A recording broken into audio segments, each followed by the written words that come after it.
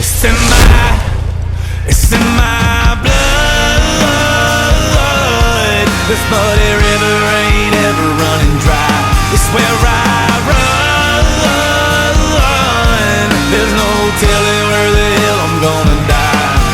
But you can have your big apple, let me ride. Bury me underneath. Hey, welcome to Don't Read the Comments, the podcast. We got the motherfucking 698,000 stream boy. He got 65,000 followers on motherfucking 65,000 distractions. Mr. Jamie Allen motherfucking Jones. Jamie Allen Jones. Let's get it. See, he likes the intro. I love the intro. I told you. That music's dope as fuck. That shit is, hey, I got that beat. I'll give you that beat for real. We got a headphone so she can hear it. Hear this shit. She can't hear it. Bro, I swear to God. I love it. We have Miss Jill Jones in the house via camera, here and there. That's what I'm talking about. That's all right. Seriously, bro, my son was like, Jeremy has how many followers? Like, he was so pumped. He's like, 65,000 followers. What the fuck? That's what he said to me when I came in. Dude, I know. He was so pumped. He high-fived me and took off running. He was gone. I haven't seen him since. Y'all must put that motherfucker to bed like 9 o'clock or some shit. I told them all, I was like, hey, none of y'all die. We got to shoot a podcast. I have priorities. For real. Same with my daughter. She's been reaching out, and I'm like, we're shooting a podcast, babe. Stop it. But I'm going to show you the coolest country singer I've ever met. Just bring all the kids, man. I should have brought my son, but he would not leave his girlfriend for a second.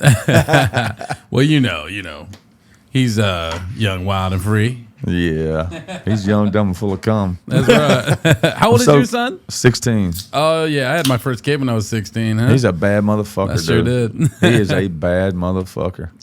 So how many kids y'all got, man? 3. Three kids. Me too, buddy. Same. So, when you switch from the man coverage to the zone coverage, that's when shit gets fucked up. You're like, what are we doing here? Man, why did we do that? I should have bought a boat. All right. I definitely cover some shit every time I'm with her. Right on, man. Man, I heard word on the street is you used to be a backup vocalist for Saliva. So, oh shit, yeah, that's pretty tight. Yeah, man. So right when I'm actually, were you like the click click boom era? You know what I mean? Right after click click boom. Okay. Yeah, it was right. Like I'm like right after. So did you just do it like in the studio, or was it like on tour with them? Like no, it's weird how it happened. I was in Rose City, my hometown. Yeah. And I was writing a song called My Life, and actually Jill was there with me during this song. It was literally in a 1-bedroom shack house with Don Dada, the producer Don Dada, and I was doing a song called My Life, and then another one called VIP, which blew up. It had like 2,500 purchases. It was so fucking big. So this was the J Bravo days, though, right? No, J Bravo days. This was Squirt. You went my Squirt? Nah, see, so that's there's certain things you can't get on Google and online. All right. So when I was a young man, 12 years old, my friend Garrett Butler, we call him G Baby. This black guy, man, he's like a Kappa. He twirls canes and does a stomp shows and all that shit. Right. Okay. And so we listened to Boyz II Men Christmas interpretations all the time. Best Christmas album ever. He fucking loves Boyz II Men. Boyz II Men is my favorite band in the world. Okay, I love you. I love you too. I'm in love with you as my guy friend. That works. It works for me. Platonic love, baby. Yeah, no, We could karaoke. I know you're a legit singer, but we could karaoke some Boyz II Men anytime you want to. Let's fucking go, bro. They make me sing Into the Road all the time. His wife in particular. I'm terrible at singing. Although we go to the end of the road. I'm gonna harmonize with you. We can do it. Still I can't let go. It's unnatural. You belong to me. I belong to you. He did. love it, man. He did that professional singer right there. Did you see that right? shit? I just want to let you do your thing, and I harmonize because I can harmonize. I can key in on a harmony anywhere. I don't care who it is. That's cool because that's not easy. Well, it is for me. It's easier for me than to try to sound like the original artist. But really, I love you, dude. I love you so too. you know the. There's nobody who knows more about Boyz II Men except for Boyz II Men than I do. I might be the only person who can tell you that there was two people who replaced themselves at number one on the charts. All right. Like Elvis Presley replaced himself at number one on the All charts. right. Boyz II Men replaced themselves at number one on the charts. Do you know what songs it was? I do not. I'll Make Love to You. Good song. Was replaced by On Bended Knee at number one on the charts. Okay. He fucked her and he married Nobody her. in between them. I mean, I'm that kind of Boyz II Men fan. Okay. Damn, bro. I've been on my bending knees since 5/14/02. So if you really, Jill, Oh, I love this. I'm about to really challenge him. Let's do it. If he really knows Boyz II Men, he would understand why my nickname is Squirt. I don't. You have to really know Boyz II Men. I know there's a bitch in soda called Squirt. So, There's a so- good so- time called Squirt. so you've heard the Christmas interpretation. Yeah. Oh. What's that, Jill? probably Hold on, what sing did you all say? of it. What'd you say? Oh, I just said nothing. Go ahead. So she knows what song it comes from. So you've listened to Christmas? Yeah, yeah. Okay. All right. So. Dun-dun-dun-dun-dun. Hey, what's wrong, Squirt? I don't know, man. Just Why Christmas? sometime of this. You motherfucker. Why Christmas? Hold on a second. I Gonna got to be put a white Christmas. Yo, it's hug time, baby. I've never fucking met a white boy that fucking did that. Never in my White fucking Christmas, life. boy. That's awesome. Never in my fucking life did I ever think a white guy from Fayetteville would pick that out and said, "Hey, what's wrong, Squirt?" It's gonna be. I don't know, man. It's gonna be. Hey. See, look, she's smiling now because she understands this is my fucking life. She was forced in my fucking 2000, my 2 GMC on Dubs, my 2000 model Monte Carlo with 20-inch Lexani irises on it. Oh my God! Trust me, I know what happens. Hello, son. Happy 16th birthday. Brown chicken, This- brown cow. Brown chicken, brown cow. But I don't know, man. It's just sometimes this time of year I just get depressed, right? Yeah. White Christmas. Gonna be a white Christmas. It's gonna be a white Christmas. You guys are sir. super good at singing, and I'm not. Yes, sir. Every day at this time of year, I wonder time and time again, why shall I keep suffering? I love Man, it. it's been a minute, but I do. But that's where it came from. We're not going to go on because we could go right. the whole album. Literally. Hey, what's wrong, Squirt? It's Sean Stockman. Yeah. They called him Squirt. Oh, My Slim. I'm sorry. It was not Sean. Fair enough. No, that was Squirt Mike was- McCary Mike McCary was bass. Okay. Wanye was. Wanya Morrison's a bad motherfucker. Oh, he's my Shut favorite. up. Oh, he's my favorite. We got Wanye, him. that's okay. He's the most talented fucking vocal. Oh, Wanye was my favorite. That's why Wanya is still doing his thing, like Yeah. individually. Grab your mic, bro. There we go. Yes, that's why Wanya is still doing his shit. Well, they individually. all three do. Like, they still perform together. But Wanye. All I know is he was depressed. Okay, Yeah. he was depressed, and they called him Squirt. Can't be depressed on All Christmas. right, so dude, I never thought in a million fucking years I would sit anywhere with anybody that really understood Christmas interpretations. I never thought I would see someone who appreciated Boyz II Men Are as you much as I kidding me, do. bro? As much as I do. Brother, like I know every word to every song on Christmas. Just play a fucking song off of it. I promise you, I know every single E of it.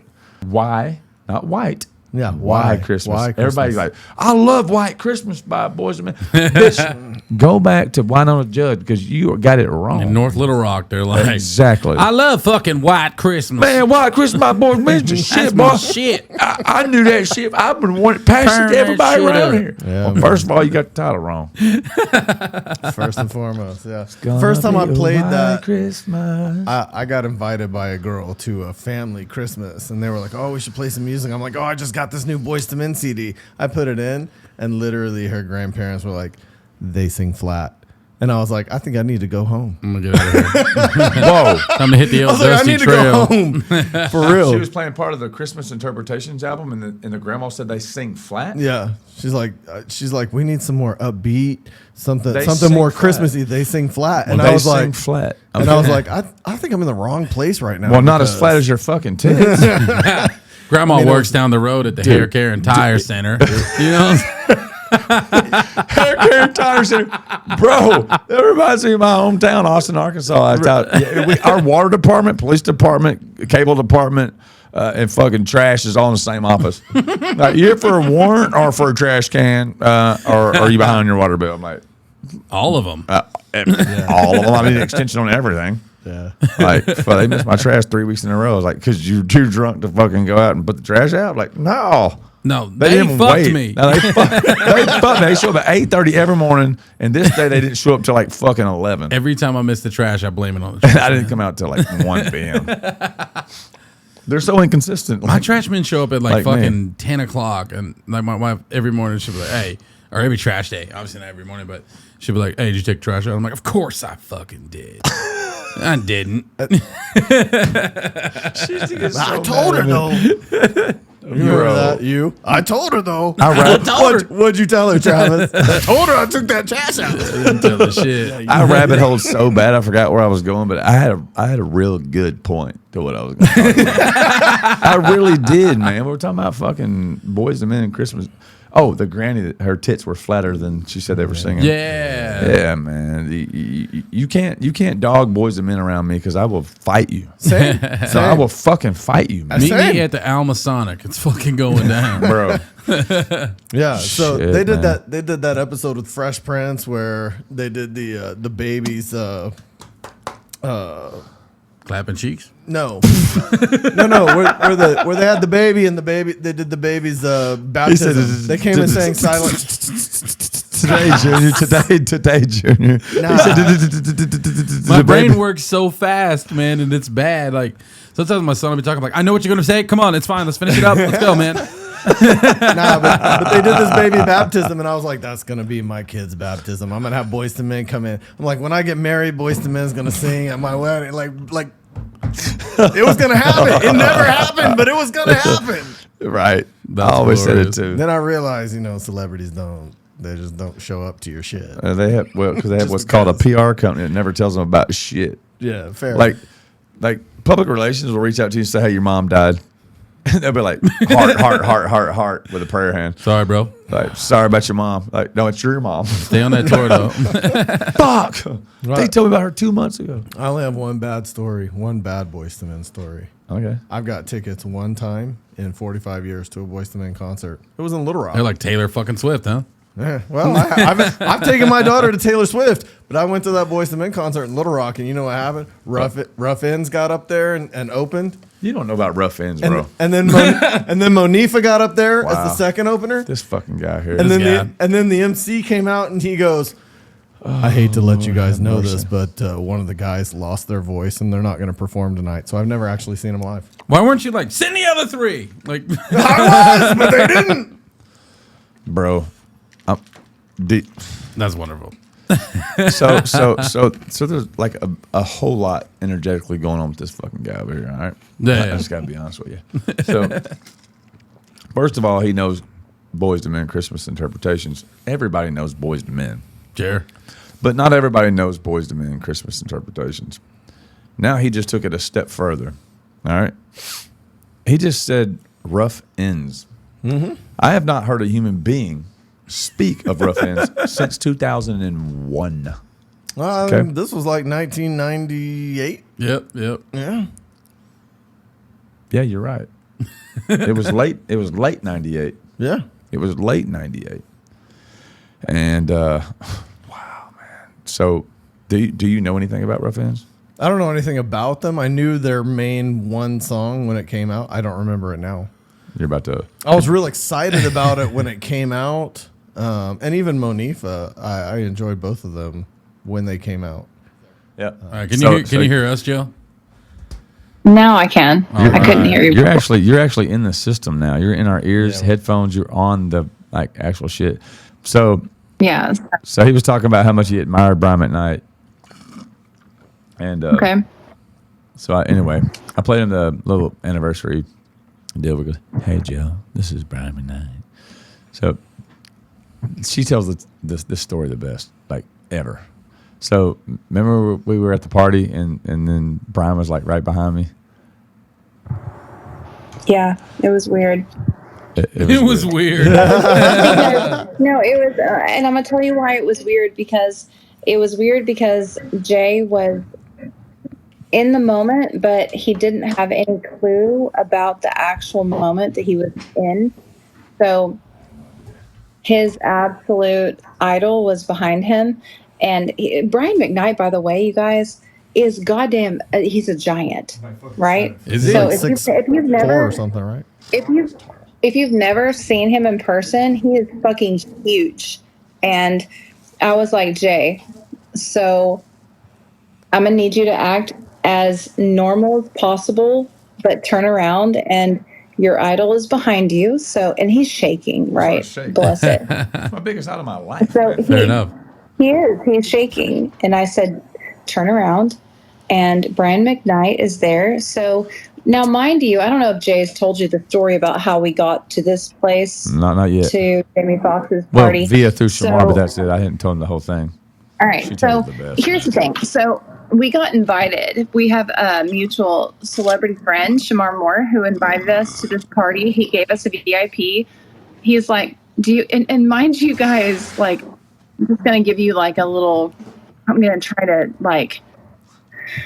try to explain it to you guys how it was explained to us. So we're chilling at Shamar's house and he goes, so do you guys want to come to a party? And we're like, okay, cool. He never says whose house it is or anything. No. He goes, I got some VIP passes. Y'all want to come? All right. Anyways, Serious. so we get invited to a party by Shamar and he didn't say anything else. He's like, do y'all want to come to a party? So we say, cool. He gives us passes. And before we know it, we're in line to go to Jamie Foxx's house. And when I say in line, like, Mercedes Sprinter We're van in- in line.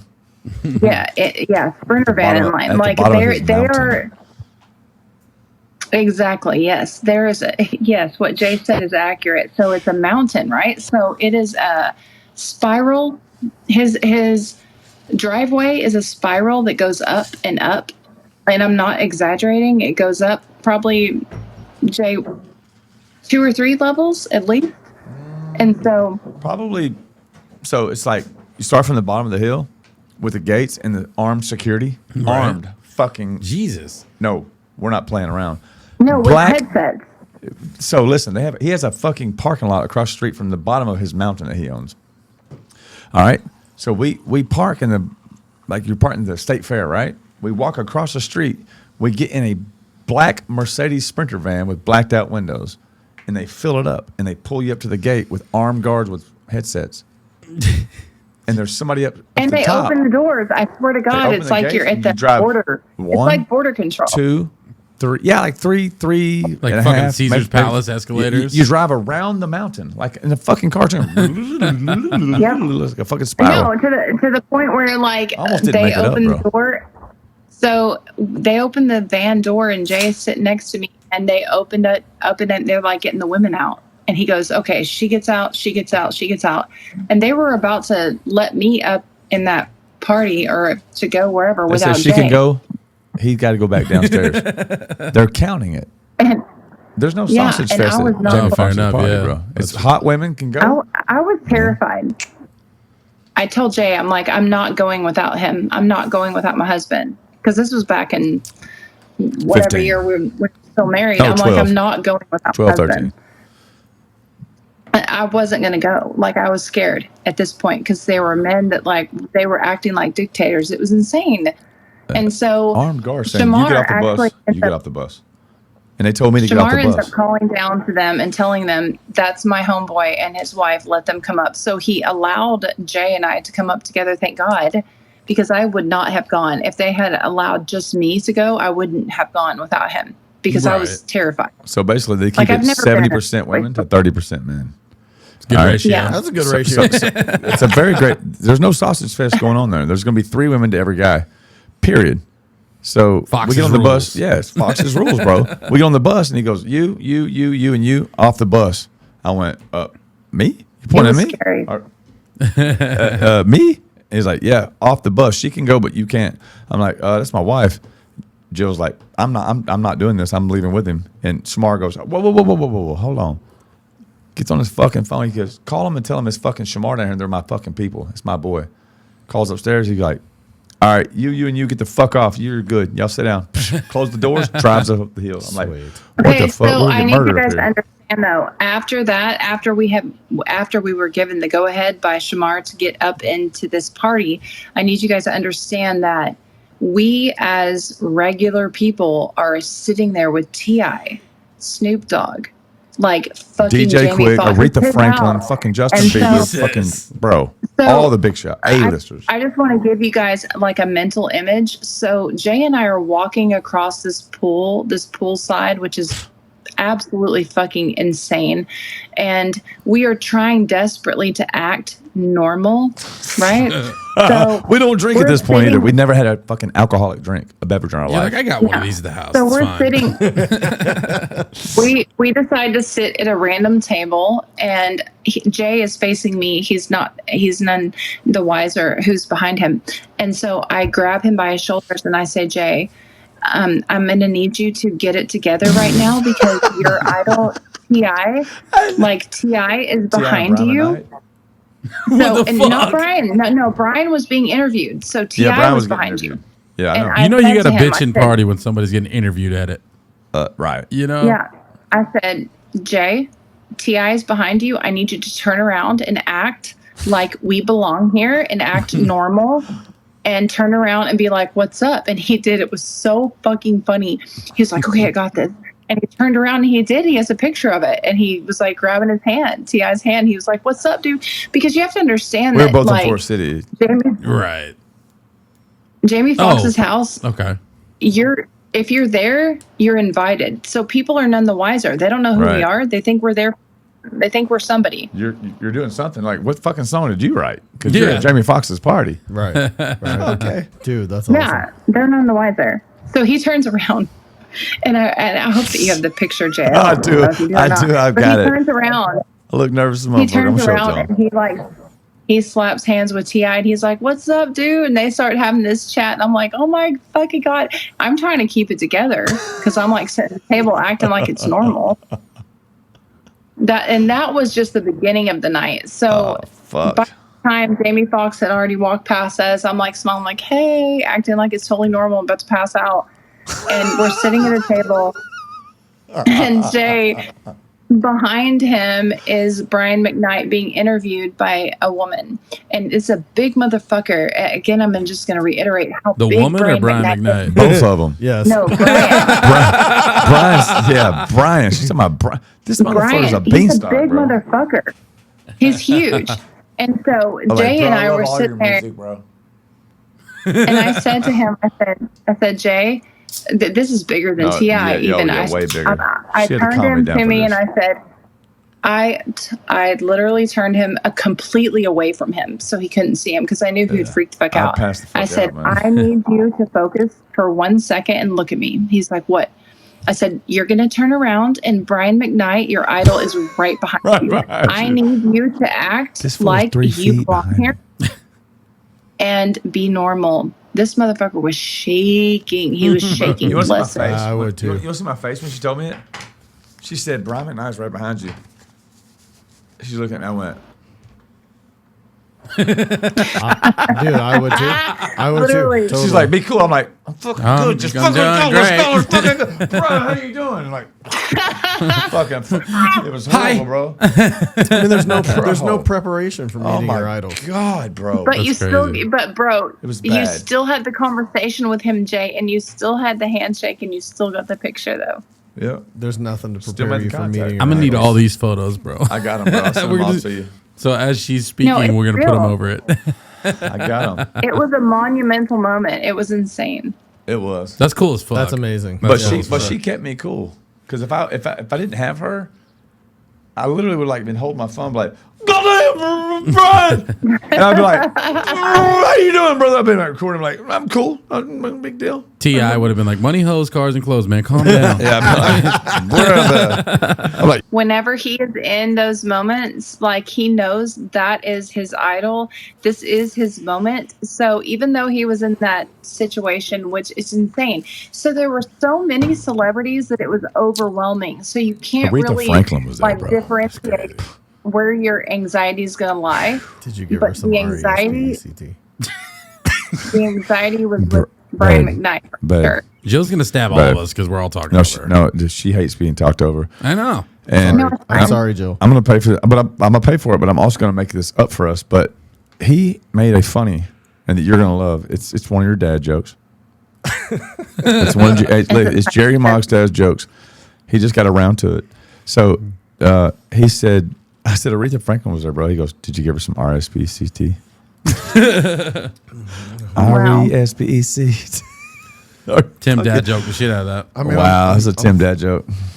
I'm 45. I'm Good dad. job. He's 45. He's the same age as me, so he's got the same stupid fucking dad jokes as I do that you say wow to me all the time. That was amazing for you to interrupt me for. That's so amazing. I'm sorry. Go sorry. ahead, baby. Listen, I regret that. But Withdrawn. I told you earlier. No. When you fuck up, you just say withdrawn. that doesn't like work. court. That doesn't work with her, bro. She's a diplomatic person. No, I I feel. don't. I'm She's serious, literally bro. joking. No, she. I was actually done with the conversation in regard to like our experience there, but it was good. That's a cool fucking story. If Though. it wouldn't have been for her, I would have had like it would have been a bad night. The coolest thing I would have did- gotten kicked out and barred and dragged downstairs. Oh, then we're sitting on the curb because we don't drink, but we've been up for like what 48 hours at this point. I mean, not yet, but we were. Well, we had flown out the day before at like 6 a.m. and partied all So night. no, This is but like when we were. No, when we got to the party, it was like 2 a.m. and we had the conversation that we were going to power through that shit. yeah, we had to fly out And the so next we morning at did. like 9, right? 6 a.m. 6 a.m. Yep. So we're sitting on the curb So like you were fucking like, passing out. Who we walks by? actually were like, so you have to understand us back then. We were completely different people. God, I wish that you guys could No see that, tattoos. like who we were back then. No tattoos, Really? no I don't alcohol. even. No alcohol. No, Zero so alcohol, it's no nothing. wild. It's like So Jay and I literally looked to each other and like dabbed fists and like we got this, bro. We're gonna fucking power through this shit, It's like And- cheesy as fuck. and we did. And we went to the fucking. We went to the airport. You motherfucker. Don't you tell this part. Oh my I need this God. part. This is the best part. The way She's about to fucking I bust me was- out, bro. How dumb I You am. shit I your can't pants? even. It Nah. was just the Almost. way, my God, that we embarrassed ourselves at that airport. We did the fucking best we could. No, I did the best I could because you fucking tried to guide me towards You the right did. terminal. And I swear I to was so mad at fucking her, God, bro. And this motherfucker was sawing logs. I swear to God, he was snoring so goddamn Well, loud. So when we got to let's the airport, nobody was there, right? He's like, hold on a goddamn Let's minute. go back in hindsight. We're waiting on the curb for a driver that Shamar had ordered for us to take us to the airport, right? We're sitting on a curb and we're both like, we're passing out on the front of Jamie's house, right? This motherfucker Literally. comes walking by and I went, God damn it, that's fucking DJ fucking Khaled. And he's walking by and he points at you. You're like, another one sleeping. Like, and another one. And then Fat Joe walks by. I'm like, fucking lean back and go to sleep. Like, I'm so fucking tired. So I, But DJ hey, Khaled walks expected by. DJ Hey, Khaled but to go, listen. "We the best music" as he walks by. No, but hey, seriously, what he's saying though, guys, is real as fuck. Because we were standing in the driveway and he was trying to viscerally not respond to the fact that DJ Khaled was right there. I was like shaking her. And Do so you know who we're this trying- fucking is that just walked by? She's like, I didn't look. I'm nodding off. Here's the thing about trying to act like you're normal at a celebrity party. Trying to act like you belong there is a thing. It's a thing. It is. I don't It's like care what trying to anybody act like you says. don't have a fucking 28-inch dildo up your ass when you do. that's fair. 100%, You know what I'm saying? It's like bro. trying to act like you 100%. don't feel it. Like, but somebody carrying a fucking big ass, I'm just like, gonna say I don't. a tree I don't stump know up your what ass. that's I'm just imagining how we feel to have a tree stump up your ass. like. Yeah, I can't relate to that. I'm sorry. Right, Jill?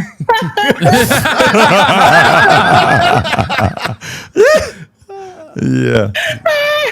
She's gonna hit you with a chair, dude. Hey, No, Pete, but I love hey, that Travis chimed in like, yeah, I know. Masterpiece. Masterpiece. You ever heard of Masterpiece? Masterpiece spot, bitch. Make him say, for real. Make her say, it's the peace spot, Oh, bitch. what the fuck is that? Oh my god. That right there is called a pleasure stick.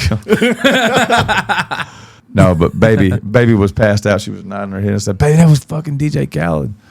She was like, "What?" I was like, "We the best." Sleeper. I wasn't passed out. Let's tell the real Now story. go back. So when No, I didn't. you were fucking passed out, bro. I I was. was taking care of you. Yeah, So go, we gotta yeah, edit this out. So take it to the airport when this motherfucker wakes me up and tries to take like we gotta go, Jay, the plane's leaving. No, This is so horrible. let me just give you guys. So hang on 1 second, and I know everybody's gonna want to talk. I'm just gonna speak real quick. No, we're and gonna then be quiet. I'll stop talking. It's my fucking loud But mouth. Just when go we ahead. got to the airport, I want to give you a visual. If you guys can envision this, we get to the airport and it's quiet. Like some airports are quiet. We got there so fucking early, not a motherfucking soul was there. That's right. So Jay and I immediately, we had been up. It's 6 a.m., right? So there's nobody there. It's quiet as shit. You can smell No coffee alcohol, in no there. meth. So- We're fucking sleepy, bro. Come We on. sit down in the chairs. This motherfucker falls asleep. He's snoring, sawing fucking logs, bro. So fucking goddamn loud, right? drooling. I swear to God. That's that good sleep. And then all I'm of a sleeping like sudden, this. the lights come on. All the people start coming in there, and I start like slapping Jay because they start telling us we gotta like board our plane. And I slap him. I'm like, Jay, get the fuck up, bro. He's like, he jumps up. This motherfucker's so stupid. He jumps up and he's Stupid or like, sleepy? our plane ain't even here. I ain't even fucking here. I said, motherfucker, it's this way, bitch. Like, get on the fucking plane. Like, Bro. we're about to not get on that bitch. So the plane was leaving from over there like she saw. She really seesaw. Ooh, I like that. So she saw this fucking plane leaving and everybody's gone. They're like, Jill Jones and Jeremy Jones is the last fucking request. But of the wait, fucking... Jay, give them the mental image of what you did. You jumped up and pointed in the wrong direction All right. and started like getting mad about So I'm it. sleeping like this, right? You got spit all the way down the chair, my leg, my shoe. Like the kid from Big Daddy Eating Oh, Ketchup. bro, I ruined my fucking. Jay, you gotta lay Giuseppe's back in the chair like you were. All Jay, right, so- you were like this. All right, so like this. All right. I'm like this. Fucking lip, everything that fucking cerebral palsy. Just fish hooked. She goes, she's like, no, dude, I was fucked up, bro. The fucking high top flip flop. And she goes, Jay, the plane's leaving. They're calling us. I went. I look this way. It's fucking blacked out. Not a soul in sight. Not a stewardess. Not a Opposite fucking attendant. direction. The plane's leaving from over here with the lights on, right? With them fucking waving. And I go, there ain't even no fucking plane moving. We ain't fucking anybody even going anywhere. She's like, it's this fucking way, you dumb bitch. And I'm like, oh my God. I just take off running. But hey, listen, shit. the way that I got Jay on that plane, you guys, this motherfucker, I put his hoodie over his head. He had sunk just like he looks now, but with a hoodie over, like a whole ass, like completely covered. I tried This is how I I look tried to cover his leaving head that so motherfucker. much. With I was headphones on. literally, you guys. This is it. I This was is it, baby. yes, exactly. This is me right here. Yes, leaving that motherfucking flight. but yes, but stumbling. I was holding his arm like a blind man, and I put him on the plane, and he was stumbling, walking, and I said, "Just follow me. I'm going to bring you to your seat, and you sit there, bitch." And he did. Good job, man. Good Bro, job. I'm gonna tell you something, man. This is back when I used to fly first class. I used to fly first class. I'm so broke now. I gotta jack my dog off to feed my cat. Okay, I got. Hey, I booked my flights now in the luggage section. I got motherfuckers tossing me in the fucking belly of the plane off of a fucking conveyor belt swear to from a God, small bitch, golf you're cart. in the fucking It's fucking cargo horrible, pit. bro. I used to walk in with fucking meals waiting on me and Tito's, but. We'll be there again. Yeah, now ain't shit waiting for you. You're getting cargo, bitch. That's right. Hey, Jill, since we got you on, Oh, shit, I'm here we go. gonna bring this up. I know you can't see me, but I know you can hear me. So He's asking oh, a question. Hold on. So I did read that you guys gave a car away to somebody at one point. A few people. Oh, like multiple people? Yeah. Oh, I see. I Sometimes. saw the Goodwill lady. That's pretty fucking cool, man. Right. Well, so Yeah. what made you guys Fuck feel her. like? Yeah, Fuck her first. Second of all. Oh, go ahead. Wait, what Sorry. happened? What happened? Nah, I'll let Jill tell this fucking story, man. I need this. Uh-oh. Yeah, she bitched me So out. there are quite a few Waffle House. people. Jeremy and I have a long history. So we were married for 18 years, together for 22 years. We were together. We were basically teenage sweethearts. I mean, we knew each other since we were babies. And when we got married and we became well-to-do, which we both were not. So we both came up from very, very, he was born from poverty and I was essentially poverty. Jay, would you consider it? Yeah, pretty much. Well, I mean, 800 square foot house with 5 siblings. Jesus. Yeah, so My kids the would same fucking thing, die. like we were barely making it, both of us. And so when we came together and we were able to We came create together a for life sure. of abundance, we just decided to give back. What? He's being dirty. That's awesome. I said we came together. That's for sure. He said he was Oh my first, God. though. I gotta shut So the fuck done. up. Ricky Bobby Listen, I'm fucking- stepping back, babe. I'm sorry. Listen, I'm done. No, seriously. I'm going to turn his mic off. No problem. Turn my mic off.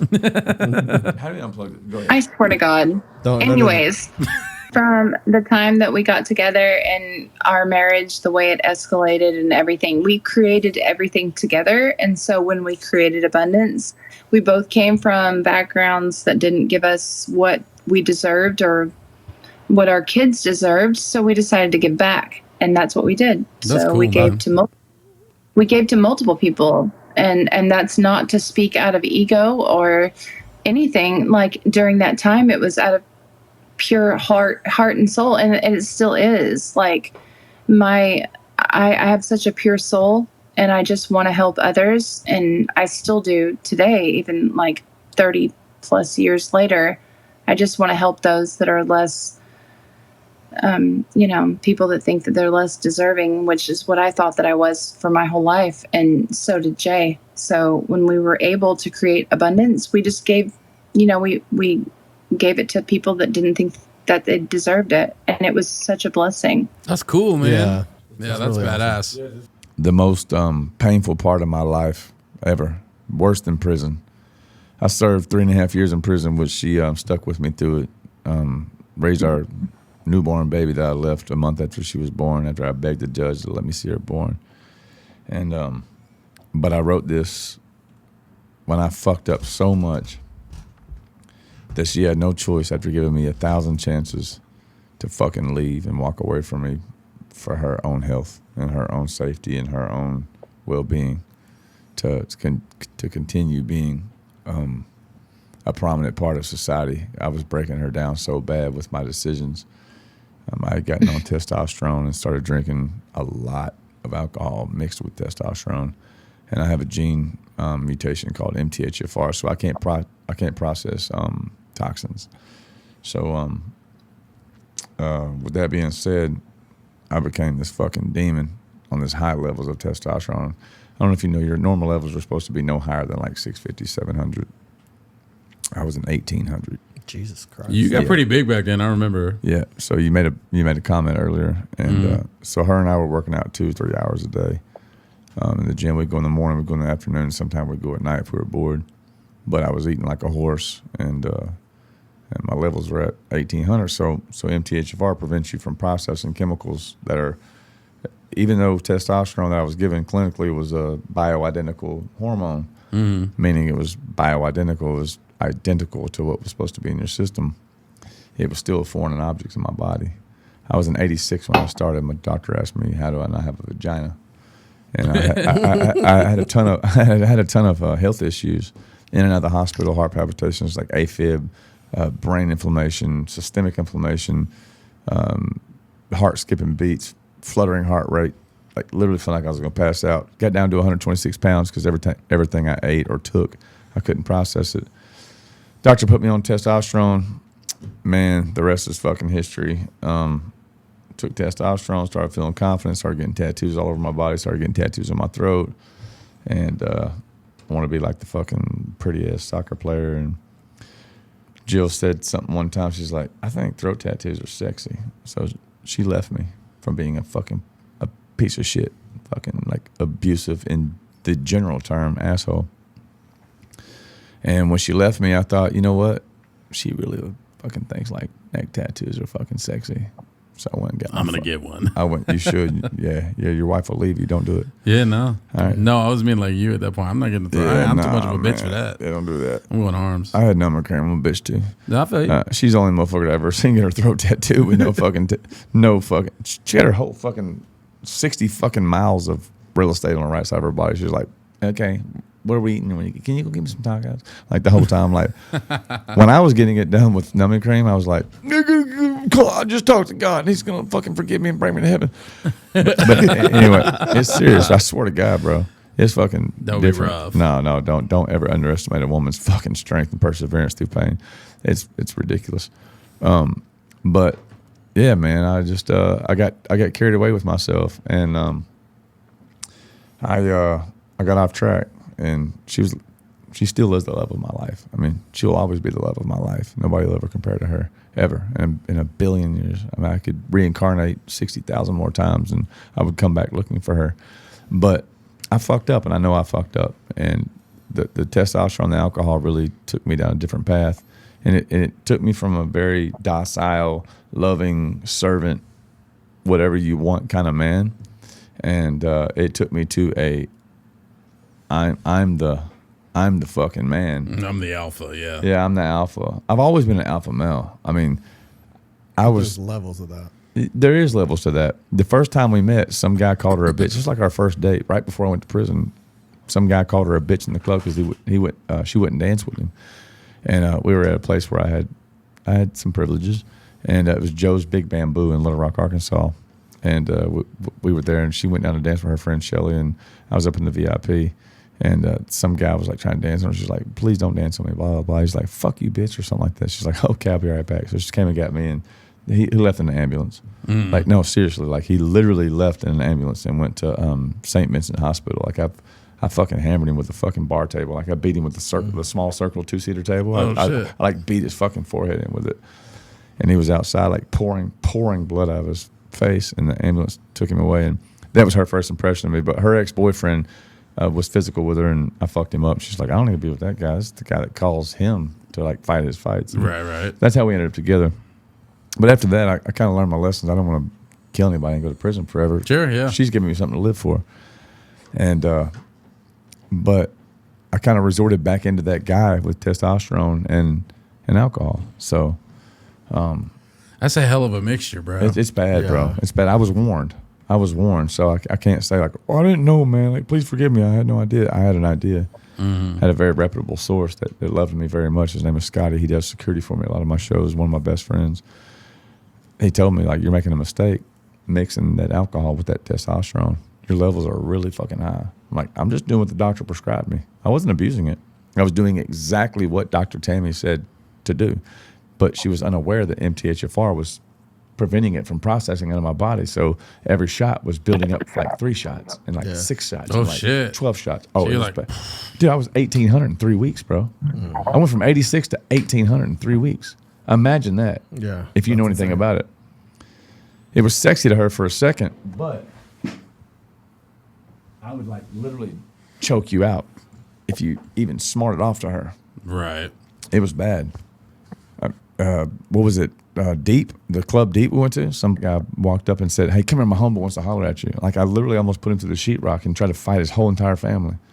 Before I knew it, I had this dude in a chokehold, and I was like about to break his larynx. And he was like, "Please, it's his 21st birthday. It's his birthday. Please, please, please." His uncle was begging me to let him go. They were grabbing me, like, punching me. Like I didn't even know they were punching me. I was in a rage. I should have taken that moment and realized that I'm using this in every aspect of my life. I've verbally abused my kids. I mean, I didn't like, fuck you, I'll kill you. Like, it was just, I was very uncouth with my children. Are you relating to any of this? Yeah. I'm watching your energy over here, bro, and it's fucking killing me because she's taught me everything about like intuition and energy. You're living something vicariously through me right now, and I'm very transparent, and the only way for me to regain my trust and my access back to the life that I loved, that I live for. This woman gave me life. My mom My mom attacked her 2 weeks into our relationship in her house while I was on house arrest. And she still stayed with me. I begged her as she walked out of the door, as my mom was attacking her, please don't leave me. I'm sorry for my family. I'm sorry for my mother. Her dad, which I'm going to let y'all hear a song here in a little bit called You Did the Time. Her dad and her mom said, divorce that man while he's in prison. It's half off. We'll pay for it. Hated me. Ended up loving me. We became best friends. Lots of things happened after that, how much I respect this man. But she stuck with me, man. She got pregnant with me with a fucking criminal, a kingpin criminal. I mean, the front page of the newspaper for Arkansas for the largest ecstasy bust in U.S. history. I wasn't going to ask you what you went in for. Brother, I got the news article. And if you laugh at my picture, we'll never be friends again. I had some very big ears. Jill, did I? I had some very big ears. Dr. Moffitt fixed those for me, though. Oh, yeah. Anyway, she stuck by me while I was in prison. She had our baby. She worked a job as a plastic surgery assistant and raised our child. And when I came home after 3.5 years, she had us a brand new house. It was freshly built. You could still smell the fucking wood in this house. And wow, man. She raised our kid. She gave me a house to come home to. I remember dancing with her in our living room and singing like the latest release music when I came home, because that's all I could hear while I was washing dishes in the federal prison. And I came home and I got my shit straight. I went and folded fucking boxes at McAllister's deli. I was wrapping pickles, and this freaking fucking demon fucking fat lady fucking rode my ass all day long, man. And I called her. I said, Jill, I'm like a reformed drug dealer that was making $10,000 a day. They took like $1 million in cash from me and took everything, my boat, my wave runner, my jet skis, my fucking cars, my fucking 10-bedroom fucking compound in Maumelle. I had pizza restaurants, Pizza Flesh, Pizza Perfect. I owned all that shit. And they took all of it from me. So I came home with nothing, and I had to go fold pickles and boxes. And she said, Jay, do what serves your heart. Leave that fucking place. Don't stay there. So I said, okay, cool. So I got out, I got in the newspaper, and I bought me a fucking 94 Cadillac sedan DeVille from Rose City from a salvage yard. Ran and drive, had snowball cold air. Bought that bitch with her tax return. She had a tax return. I took her tax return. What was it, like $1,500, babe? Mm-hmm. I took her tax return. She gave it all to me. Right when I got out, I bought a Cadillac sedan DeVille, and I sold it for $4,500, man. I made like a $3,000 profit on one car. And that manager at McAllister said, I saw you out there negotiating that car and doing that fucking paperwork. You're not going to do that here. You'll be fired. He said, I went and told Jill it. She goes, fuck that shit. Quit. You just made fucking $3,000 in the parking lot on lunch break. Right. You're making $8 an hour, bro. Yeah. I said, you know what? You're right, babe. So I quit. And I got it. I took that money and bought another one, and took that money and bought another one. And then the wholesalers in town, the drafters, the big boys with the money, started noticing it. I got picked up by a guy named Johnny Moore, gave us a $500,000 credit line. This was 6 months after I came home. $500,000 credit line. Fresh out of prison. He called me a little burrhead motherfucker. You remember that, babe? Mm-hmm. He said, you little burr-headed motherfucker. My shit was spiked up. He's an old man. He goes, you a burr-headed motherfucker, but you're a good salesman. Go back to the back office and talk to Trish. I'm going to give you a credit line. I went back to her. She goes, Johnny, you sure about this? He goes, don't ever question me again. Give the man a $500,000 credit line. Nice. He's a beast. He's our golden child. And they called me the golden child. And I sold every fucking unit he brought me with at least a 50% profit. And we were making $20,000 a week every fucking week consistently. Damn. Every week. So when you got out, you like, I'm flipping cars. Fuck it. That's all I went into, is flipping cars. And that's what gave us our fucking life, man. That's cool, man. That is cool. And it's all because of that woman right there. She gave me the strength to do that. Did you guys get into more businesses after that? Yeah, we opened up dealer detail services. Okay. As I was at these dealerships buying these wholesale cars and going back to the detail department, checking out the cars that I was gonna be buying, I'm like, man, these motherfuckers are dirty as fuck. Like, how can I give an authentic bid on this fucking car? Because I can't even see through the fucking mud and the diapers and the shit and the needles and the fucking trash. Jesus. No, I'm serious, bro. I mean, God people damn. trade in some garbage, at the Hyundai and fucking Yeah. Kia dealerships, man. It's bad. So I said, you know what I'm gonna do? These fucking guys are sitting back here smoking fucking blunts and shit and Black and Milds.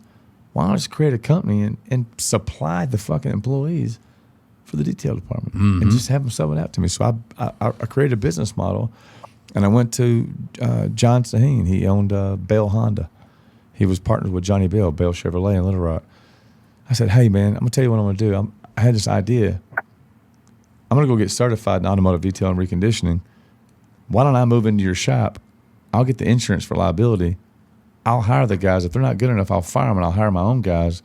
And you can hold me responsible for your detail department. You have no more liabilities, no more FICA Fed, no more health insurance, no more uniforms, no nothing. Just pay me $100 a car. He said, dude, that's the best idea I've ever heard in my fucking life. And now I can sell cars and my service can sell service and parts can sell parts. I would love to know personally what made you go country.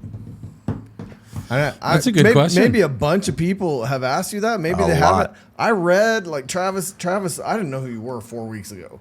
And Travis was like, we got to meet this guy. We got to talk to this guy. I'm like, sweet. So I start reading about you and listening to your music. And everybody's all like, well, he's up and coming R&B. And then they're like he's flying country. And I'm like, but nobody said what made you change. Nobody said, hey, he changed the country and why. Man, I don't even have to think about that answer. Cool. It's very simple. So I was on an Animal House tour with Gorilla Zoe. T-Pain had done some satellite pop-ups on our show. And then, so before 2 Chainz was 2 Chainz, he was Titty Boy. He was on our circuit. Young Jock, Yin Yang Twins, Chameleonaire. Y'all have seen all those names. And the reason why they're all put into my history of music is because we were all in and out of a tour, which me and Zoe were the heart and soul of the tour. It's called Animal House. They were all in and out on the tour. I ended up having a guy named Will Lacey jump in. He was a beneficiary of like $9 million. They owned a bunch of rice farms, and he ended up getting all the money from the rice farms when his dad passed away. And he loved my music. Went to LA and did this 12-song LP, and had a song called Psychotic, Full Moon, Real Life, I Heart Johnny, Turn Up This Room. Like, I did a bunch of like really crazy R&B-ish pop, mix it with EDM and trap. Like, it was just such a crazy conglomerate of music, and we twisted the game up with it. And so I was like, gotta have that guy on my tour. And the way it all started is that guy, you asked the question earlier, how did I meet Zoe? Well, I met Zoe because a promoter that, he was a booking agent actually. He owns the booking agency. He booked Zoe for a show in Austin.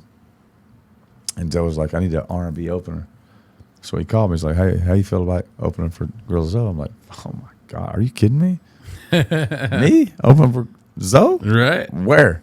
He's like, Austin University. I jumped in my Charger, bro. I just bought a brand new Charger V6.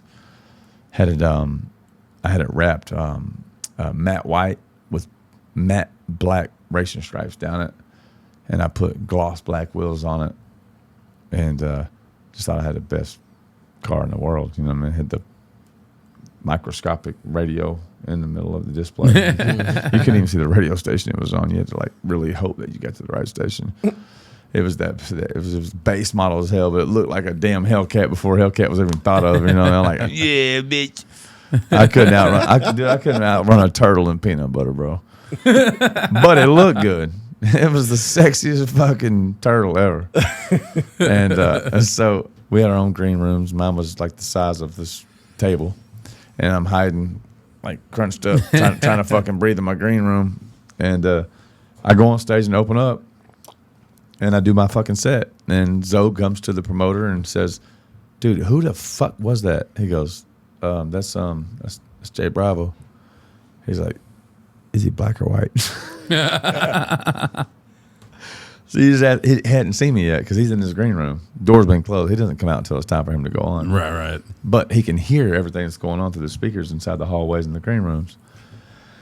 They had to be able to listen for the DJ to say, "And next up, y'all ready for Gorilla Zoe, blah, blah, blah." So that's his cue to come up on stage. So he's listening to me sing. He says, "Is he black or white?" He goes, it's a white dude. And he's like, "Bullshit." He's like, "Bring him to me." So the promoter says, No, it ain't like that. We got a little contract, a little separation. What he's afraid of is me and Zoe connecting, and it'll cut out. Clearly, he fucked that one up. Yeah, well, he never did another show with Zoe in proactive sight. But in hindsight, I know he wishes he wouldn't have done that. But he said, no, I got this under control. He's like, "Why are you trying to play? This is my fucking show, man. Whoever that fucking was, tell him to come to my green room." He's like, "Man, let me just handle this, okay?" He's like, just like deflecting, like sitting him in left and right positions. And I got off stage, and he's like, "Hey, whatever you do, go to your green room. Do not come out of it. There's some problems we got going on around here." And I went, "There's some problems?" Like, I thought there was like some like assailants or something. Like, "Oh shit, I'm about to be assaulted." Like, I don't know what's going on. Like, I'm just gonna go to my green room. Right. So I'm like, "Oh fuck, they're about to come in and kill me." Like, work this shit up. I just said his name, but we can beep that. Yeah. So anyway, he's like, I remember what he said to me. He's like, "Man, there's some really serious shit going on here. These are gangsters, bro. He's a hood figure." And I'm thinking of the real name of his song. I'm like, "Damn, dude, this motherfucker got gangsters after him, bro. This is gonna be a blast of the fucking Bloods and the Crips." And I'm fucking right in the middle of. I'm just trying to sing R&B music. I got a wife and kids at home, bro. I'm really like fucking softer than Roseanne's son. And I'm not really a gangster, bro. And anyway, he's like, "It's Zoe." He sounded like, "It's Zoe. Come on to the door, man." I'm like, "Oh fuck, man.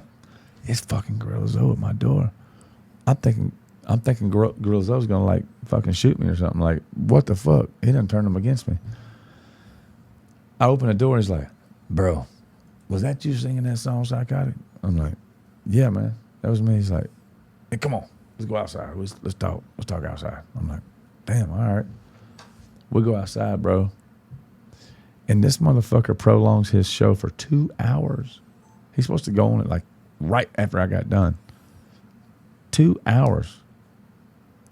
He prolongs his show. He said, "You got some more music? I want to hear what you just did live, but I want to hear it on your recorded version with your production." I was like, "All right, cool." So he's like, "You got a car?" Because my driver ain't here. I was like, "Yeah, I got a driver. It's me. I got the key. I'll drive this motherfucker right up here." He's like, "Bring it up here to by the door." So I bring it up. He sits in my fucking car, bro. We sit it for 2 hours, listening to my whole everything I've ever done R&B. Right. He said, "Man, I got a friend of mine named Dermer, and he's the biggest fucking college promoter in the fucking country.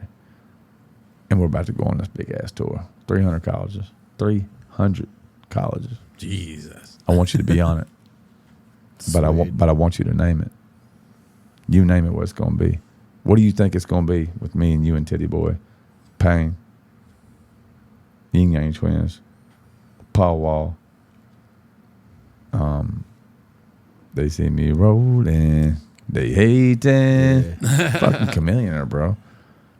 He names all these names. I'm like, dude, that sounds like an Animal House to me, man. This is going to be wild. But he goes, Animal House it is. I went, fucking Animal House tour. That's a cool ass name, That's though. cool. So I named it Animal House Tour.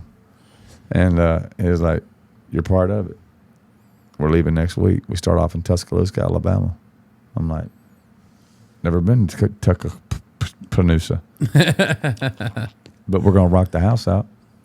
So we did. And it was the biggest show I ever had in my life. I crowd surfed across 4,000 people at Tuscaloosa, Alabama, my first fucking show. Oh shit. Oh, it's dope. I got videos of it. I'll show it to you, man. It's me fucking diving into the crowd of 4,000 people. They like crowd surfed me back to my bus. So in hindsight, let's rewind a little bit to Will.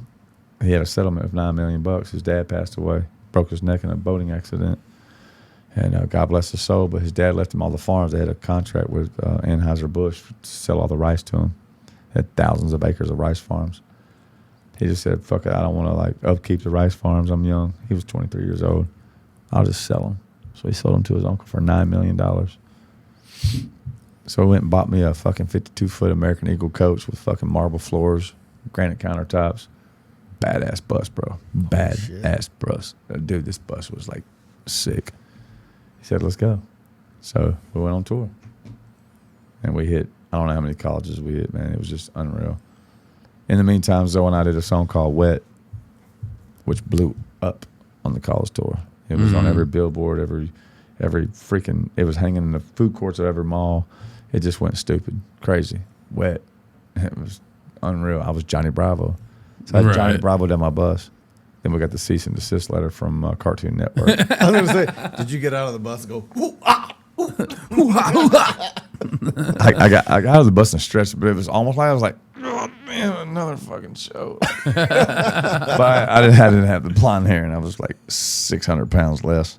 But we had fun, man. We had fun. Like, it was the best time of my life. I took my kids riding in my tour bus around Cabot and to the McCain Mall, like in North Little Rock, and they loved it. Like every day, they're like, "Come home from school. Let's go for a ride in the big bus. Like, let's go. Pick me up from the school line with that shit." Yeah, like at first it started off with Johnny Bravo down the bus, and then Cartoon Network reached out and they were like, "Cease and desist, Johnny Bravo. Don't fucking say another word about it. You know, we're gonna sue you." So we took off the Ani, and I went by J Bravo.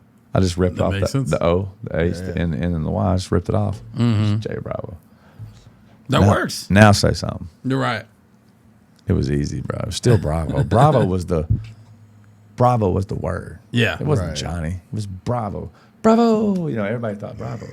Bravo's the word. So that was it. So we went with J Bravo. And we continued on. And then I wrote a song called For the Moment. T-Pain liked it. Twista liked it. Zoe liked it. So they jumped on it. Oh, yeah. When T-Pain and Twista jumped on it, it went fucking skyrocketed. T-Pain jumps on anything. It's like gold. That's all there was to it. Have y'all heard For the Moment? I have not. Oh my Is that God. on Spotify? Brother, you're missing out. I need to hear the song. This is the first day of the rest of my life. I heard the singular song you did with just you and T-Pain, but I don't think I heard. Is it? Yeah, Is that same. correct? Is this a separate one? I need a girl for the moment. Yeah. So you heard that? This is the one with just you and T-Pain on it. God dang it. Nah. The only song I got with T-Pain is For the Moment. we heard it. Yeah. So, okay. But Twista jumped on the second verse. I took my verse out and gave it to Twista. Okay. So It's been a long. I lived in Maumelle still, and I've lived up here for 3 years. Twista I found killed that it. on Spotify. Did you? J Bravo. Twista killed it. I need to hear this shit. Can you play it live through the stream or no? I can. Who's Bluetooth that we connected to? Probably mine. Probably is right now. Yeah, I mean, I got the file to it. Yeah, you on the fucking Is it right. on these so big we're good. boys? No, because those won't record with the fuck. Okay. But your Bluetooth should be going through. Yeah, Oh, it's that's going through right. here. That's Yep. right. I connected to something different. Yep. Oh man. So this song right here put me on, and Zoe made all this possible. They're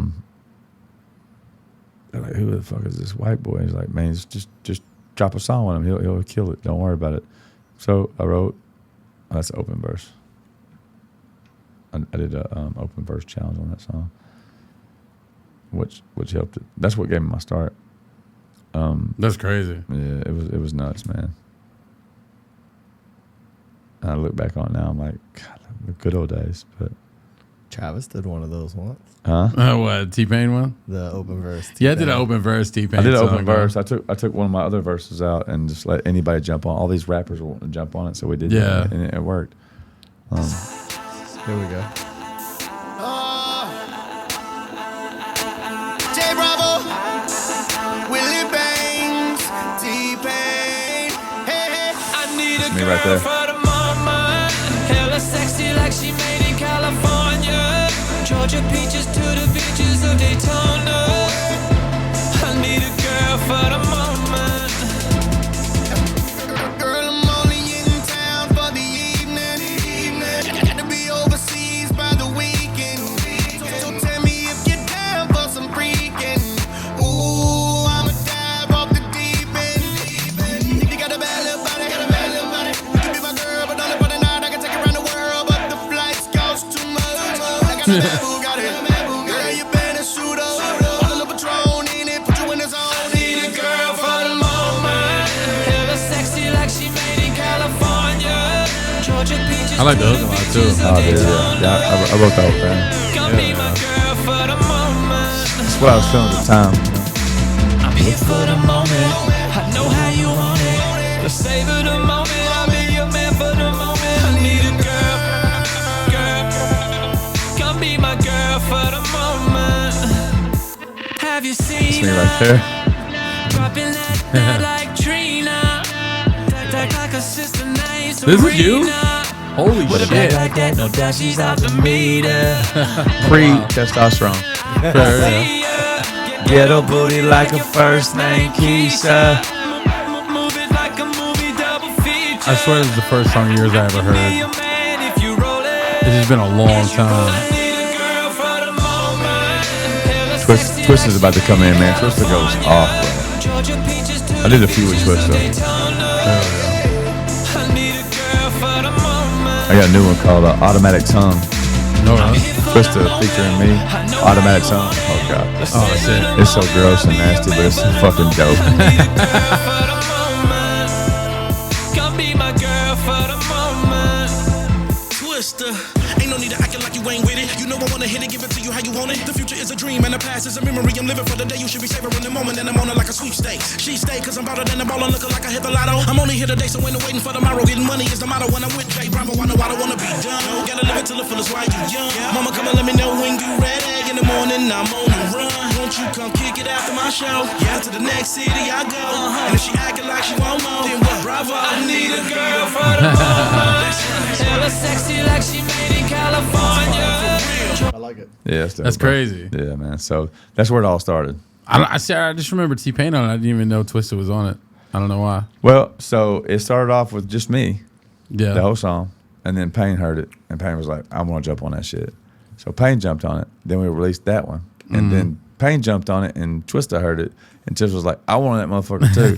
So then Twista jumped on it, so I pulled out one of my verses. So it ended up with just me, to me and Payne, and then me and Payne and Twista. So you were all independent when you did that. Oh, yeah. So they were never like, give me money, motherfucker. Like, they were just like, hey, bro, let's jump on a fucking song because Never. it's awesome. Never paid a dime. That's fucking crazy. That is. But it wasn't just me. I have to give a lot of credit to Nate Walker. Nate Walker produced it and co-wrote the whole entire thing. He structured the whole entire song, Right. to sound like what needed to be sounded like at the time. Like that's what That was the style people back wanted then. to Yeah. hear. What was And that, about 07, 08? No, it was 12. 12, okay. Yeah, 2012. no, that's fair too. 2012, and then Snoop heard that and was like, "Bring that motherfucker on tour with me." So I did a 10-song tour, or 10 Show tour, yeah. 10-set tour in Calabasas and Orange County. Nice. So I did 10 shows with Snoop, and then Snoop was like, "We gotta do a song." And if an artist like that says, "Hey, let's do a song," you've impressed them. So we did a song together, and we called it Hollywood. That's where me and Snoop Dogg took off at that point. Hell yeah. Zoe was like, "Why don't you come to Atlanta? And I got a studio in my house. Come to my house. We'll do a song." So I'm like, "Damn, what's this song gonna be? It's got to be a dance song. Yeah, It's right. got to be something that's gonna turn them up. It's my come out song. I'm coming out into the hip hop industry, like with reputable fucking people, right? Like these guys have been making hits for a long time. Zoe had Hood Figure. He had Juicebox. He had Echo. He had Lost on the Road with Lil Wayne.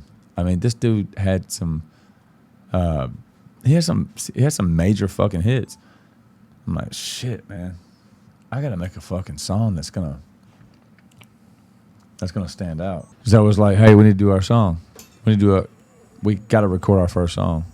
So I'll be thinking about an idea, and I want you to come to my house in the Gorilla Den, He called it the zoo. The Gorilla Den. That's fucking awesome. I love it. Bro, if you went to his fucking studio, his house in Atlanta, you went downstairs and it's all black lights, but it's all these, you know that protruding styrofoam statues of everything that glowed from black lights? It's all in neon green. Everything's in neon green. But the black lights hit it, and it's like bright ass, like that can.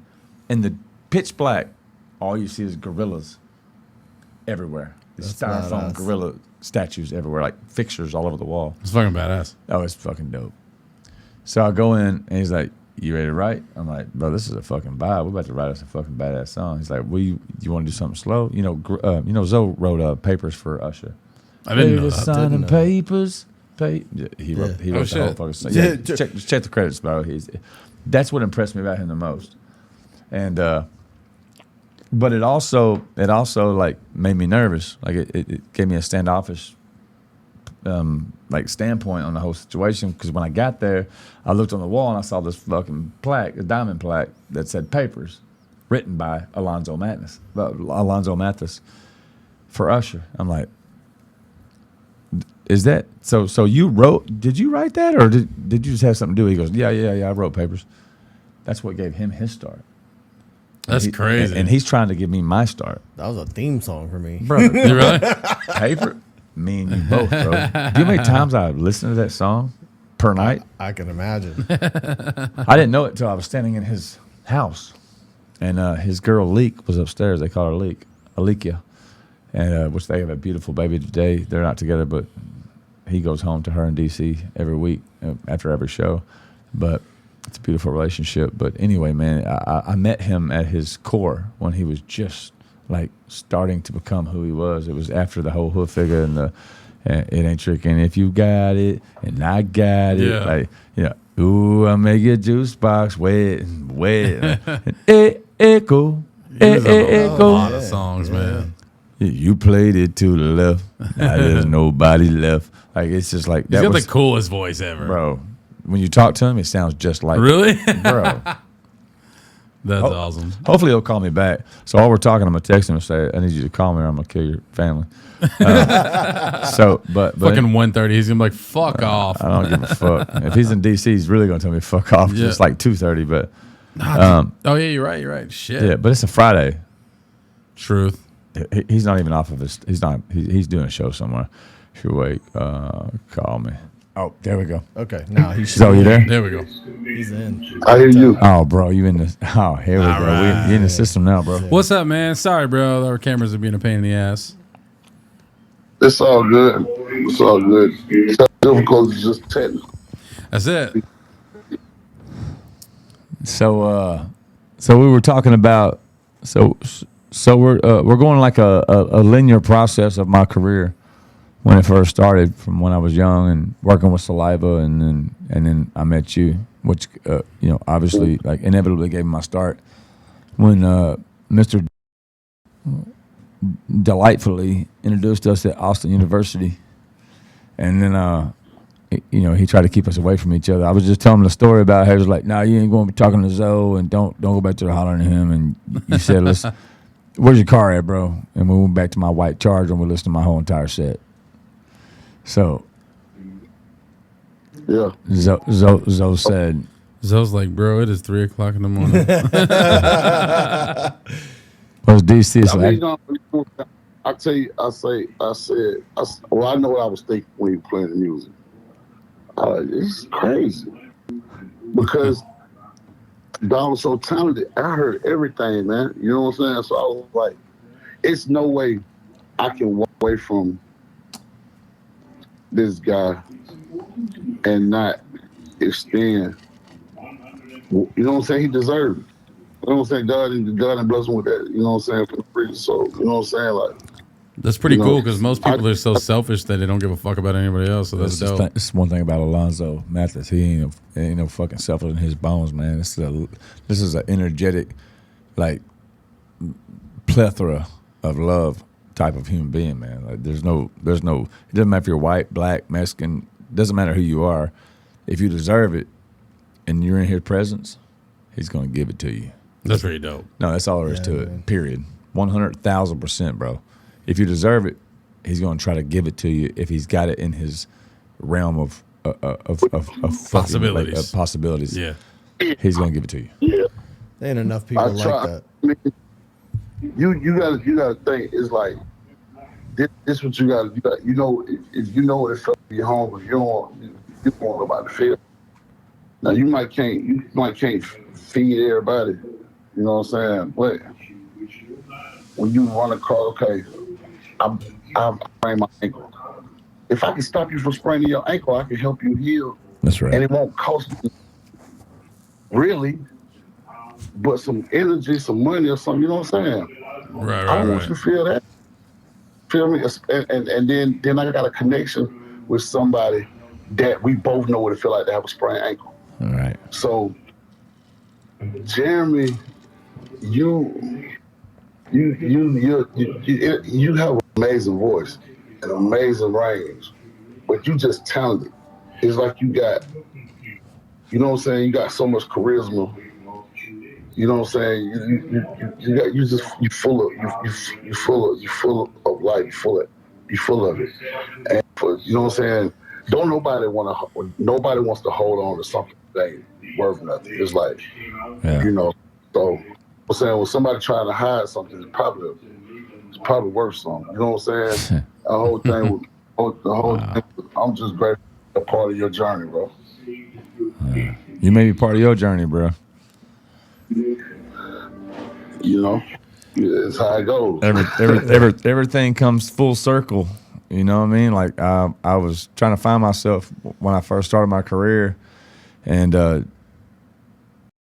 to keep a fucking thumb on it. And you ended up sitting in my 2011 model Dodge Charger, my white Charger with my white stripes on it at the hotel room. And listen to. I remember. Yeah, you said I want you to play the recorded versions of this shit you just sang on stage. That Psychotic song, that Full Moon song. I want to hear that shit in your car. I was like, we sit in the car and JoJo was like, if you don't fucking come out here, I ain't never booking you again. You said, fuck you, taking me off your list then. That's his biggest fucking booking agent, bro. He told him to fuck off. That's fuck crazy. you. Don't ever book me again then. I'm gonna listen to this motherfucker. That's dope though. That shit great on the top. That shit's it's just, you know, didn't make no sense to me. That ain't the right spirit. That ain't the right thing I want to deal with. You know what I'm saying? You trying to control people. Yeah. That ain't what this. You know, man, come on, bro. Come on, we all right though. We built a beautiful relationship. We brothers now, so Yeah. it's love. Yeah, it is. I've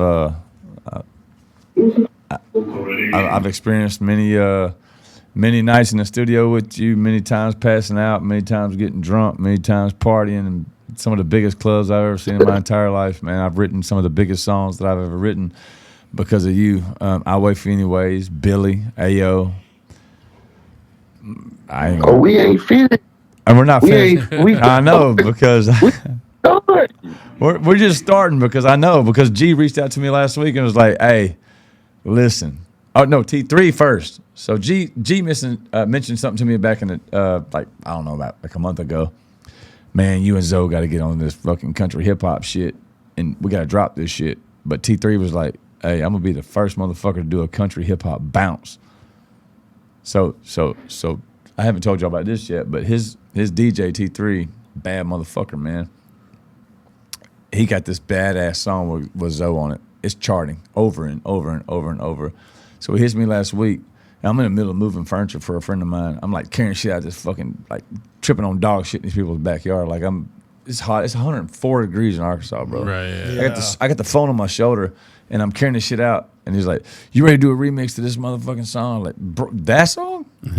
Y'all already fucking like charting on this motherfucker." He's like, "Yeah, but we're gonna do this country fucking remix bounce to it. I'm gonna send you the fucking instrumental. We're gonna add some guitars to it here in about an hour." I'm like, "Man, I'll hear this shit in a month." 30 minutes later, bro. Hey, bro, at in OKC, what's the studio? Castle Row. Yes, Castle Row. What dude? What's homeboy's name? The little mix. He look like a little mixed dude. Cage. Bro. Cage. Bro, I thought they electronically added this shit in from like a keyboard or some shit. I'm like, yeah, that was perfect. y'all did that shit on keyboard, right? He's like, no, that was him. And he put the camera on him. I'm like, oh, shit, that's real guitar. They added real guitar to shit. I was on FaceTime. That was coming out crazy. I ain't heard the end product, but I heard when they were doing it. Well, I was on FaceTime with T3, like, showing me what they did. And he's holding the guitar, the electric guitar. I'm like, hey, man, y'all shouldn't put that shit like electronically in it. We don't need to have no piano in it. We need to like have my guitarist actually put real guitar in it. And he put it on fucking Cage. And I was like, oh, shit, that is real guitar. That was like so perfect. I thought that it was like AI generated. Yeah. No, Cage. Nah, bro, bro, he's beast, bro. He's like, I got y'all, man. I'm like, I'm sorry. I'm not trying to like infiltrate my fucking guitarist in there. I didn't know y'all were really doing it like that. He's like, yeah, let's go. So write your verse. So I've been working on the verse for the last couple of days. He's like, this is going to be our first bounce song with you and Zoe. And I'm about to drop this shit. And T was like, I want to be the first motherfucker on the front of this shit. So I'm like, okay, let's go. So here we go. So anyway, G and T trying to get me and you together so we can at least write 3 or 4 more originals real quick. You know what I mean? We bang out songs, bro. We were fighting alligators and eating Adderall and wrote two hit songs. Oh, we did. This motherfucker wants to fight alligator. We had some wild nights. I'm gonna summarize this because I know he's got to go. Because I respect my brother's time. He's with if he's in DC, he's with his baby. Yeah. I know she's asleep. If she's not, she's on methamphetamines. or he's put look at this motherfucker. He's putting Adderall in her bottle. But I don't believe that because he's a fucking pure human being. Nobody puts Adderall in baby. This motherfucker, listen. I bring this motherfucker a boat for his birthday, right? In Kissimmee. Yeah. Fuck, I don't even know the fucking. I got fucking PTSD. Is what to me, huh? Kissing me. Yeah, kissing me.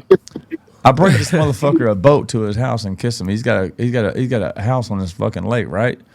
Well, unbeknownst to me, in Fort Presence, this motherfucker is on the most populated alligator lake on the fucking planet, bro. Yep. No. When I say the most populated alligator lake on the planet, this motherfucker's got videos of him going out in the morning and slapping alligators on their fucking tails, bro, and they fucking scurry into the water, right? God dang. He's like, they ain't no goddamn motherfucking goddamn for a gorilla. That's fair. Right. No. He was fighting sharks. He was out with Flow Rider one day in Miami, and he's in the fucking water. There's a fucking shark, bro, swimming up next to Zoe. But he really thinks in his heart he's a real gorilla. I mean, and a gorilla has no fear, bro. I'm starting to believe in him. I'm not No. But trust me, believe it. It's not just his music, man. We got videos. I got the video saved, but I don't know where it's at. You might need to send it to me again, but I'm gonna tell you. Send it to me. I'll put it on the podcast. Swear to God, bro, I gotta follow him. Let me tell you, this motherfucker walks out in the water, a fucking shark. He slaps the fucking shark, bro. I gotta show him who's He's trying boss. to grab the shark. He's trying to grab this motherfucker, bro. You gotta show him who's boss, right? But what black man will fucking slap a dog or grab a shark? I don't know any color man who slap a shark. I mean, there's white like fucking Crocodile Dundee, fucking Steve Irwin, these fucking white motherfuckers out here, bro, from the suburbs that were raised rich and think that a shark respects them because their parents got millions of dollars. They have a lot of faith. This motherfucker's a hood figure. And well, you got to think. I'm using my brain. I'm like, okay, it ain't no great white. It ain't no. I'm saying it ain't a tiger. It probably like a lemon shark or like a nurse shark or something. That's no smoke. Yeah, nurse on your fucking arteries. Yeah. You're dark lemon juice for a lemon shark.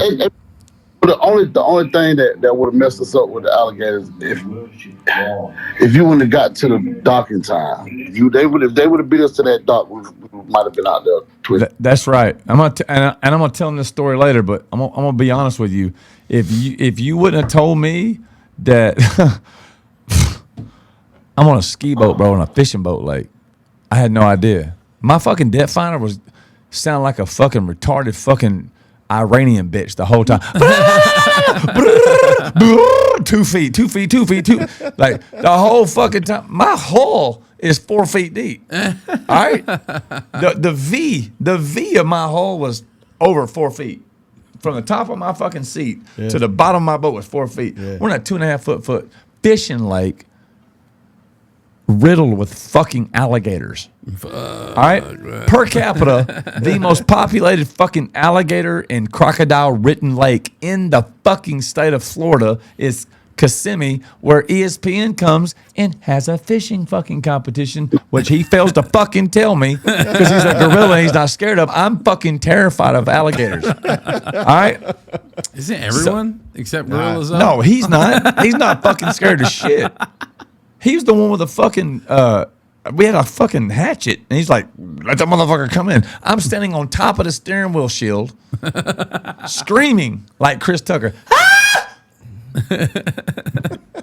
So we're flying across the lake like 60 miles an hour, and I'm watching my depth finder, and it goes from 14 feet to 1 foot like that.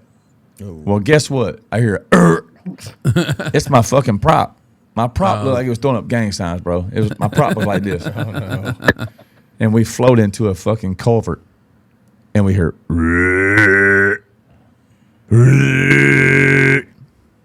alligators knew they had something. Oh yeah, it's breeding season, bro. The gators had just laid their babies. Jesus.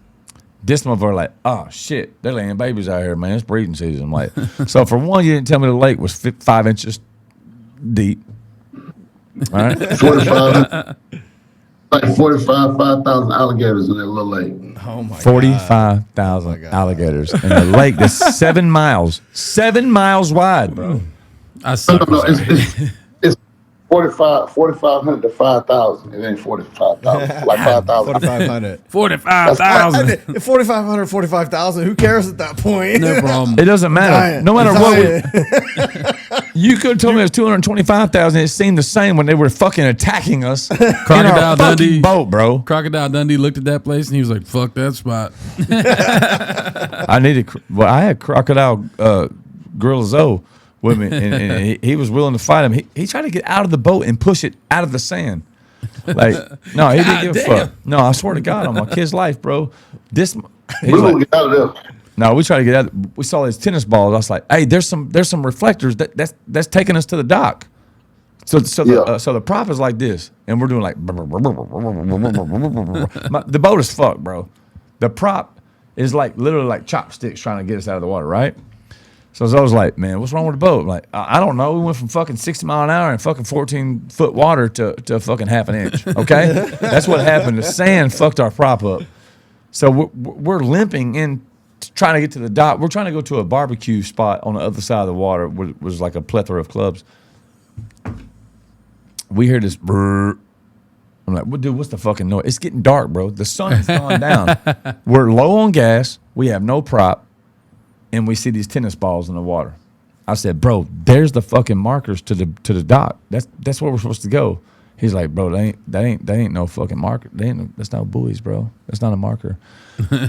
I said, no, that's it. I'm gonna go towards them. I started heading towards them, and the fucking big ass fucking softballs that were shining in the water go. There was eyes, right? Eyeballs, yeah. They go underwater. They go underwater. And he goes, bro, those are some big boys, bro. They protecting their fucking young because we were in mating season. We got into the area where their babies were. Bro. They went underwater, and Zoe said, "Take a right." I took a right. It's pitch black. Can't see shit. We're limp mode. The motherfuckers came up. They came out of the water right in fucking front of us, bro. It's 2 big ass fucking gators. The fucking tails, 13, 14, 15 feet, dude. Oh my God, bro. The tennis balls to the water where it splashed, where the wave was. Yeah. 13 to 15 feet apart from where the eyes went down and the wave went out of the water. They went under. Fuck all that shit. They came up in front of us. We took a hard right, and we found the fucking dock. And I swear to God, the fiberglass was like non-existence. I drove the motherfucker up onto the shit, and I never came back. You parked the boat and jumped straight over that fiberglass. I did, Tell the bro. truth. Tell the truth. No, he'll tell the he's honest, bro. He's like Jill. They just talked to Jill a minute ago. By the way, Jill's. I mean, we ain't talking. That's my sister. His phone went dead. That's my phone. Your phone went dead. Your phone went dead. You lost Gorilla Zoe. Man, he still don't love me. No worries, no Let's worries. carry on. I'll make a juice box weird. I'll make a juice box weird. You gotta realize how big that Gorilla Zoe weird. thing was for me, bro. Because I grew up like Bro, rocking come on, his man. shit. That Everybody was did. cool. Do you know how many times he's been booked in fucking Fayetteville, bro? Really? Look, come on, man. That's awesome. I haven't lived up here that long, man. I'm new up here. How do you think we ended up with a fucking Animal House college tour? That's a great name for it. Do you realize how deep named that it. name is for a college store, an Animal House? That's named fucking it. amazing. I named the Animal House. It's a great name. And my last show was in Louisiana. That name is like a double entendre I was in itself. right. You know what I mean? Well, the reason I quit it, and you asked me why I went country. Let me answer that real quick. yeah. You said, why'd you go country? Why'd you decide to go country? Yeah. All right. So I've been married since 2002, right? Mm-hmm. All right. To that. Come on. So anyway, we had some children, and I had a daughter. Previously, I had a daughter named Sky. She's 23 years old now. She's a nurse, and she's got 3 of my grandbabies with her husband that's a nurse. Anyway, man, I started thinking about her when I was on these college tours, and I'm looking at all these little baby girls getting taken advantage of by these guys, and they're drunk and they're puking all over the place, and they're taking advantage of them, and I'm like, man, I want to beat this little fucking dude's teeth out. You know what I'm saying? Like, I want to punch him in his fucking face, like put his skull through the back of his spine, because they're trying to take advantage of him, and I see what they're trying to do. The girl's drunk, she's puking, and they're trying to, like, come on, just coerce them out to their car so they can take them home and do what they want to do to them because they're horny. Bill You know what I mean? They're being fucking 18-year-olds. But anyway, Alpha Bill, I'm watching these boys take advantage of these girls, and I've got girls, and I'm a father, and I'm getting older and older and older and older.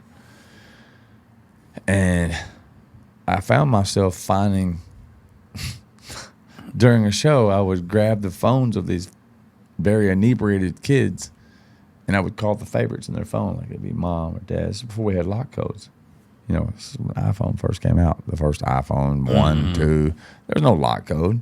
Right. You just go to favorites and you call whoever the fuck you want. It's moms, dads, brothers, sisters, besties, you know. I just dial fucking mom or dad, be like, hey, your daughter's down here at Oklahoma University, and she's been puking all night, and there's like 3 boys trying to take her back to their dorm or to their room, and I think y'all need to get your asses up here.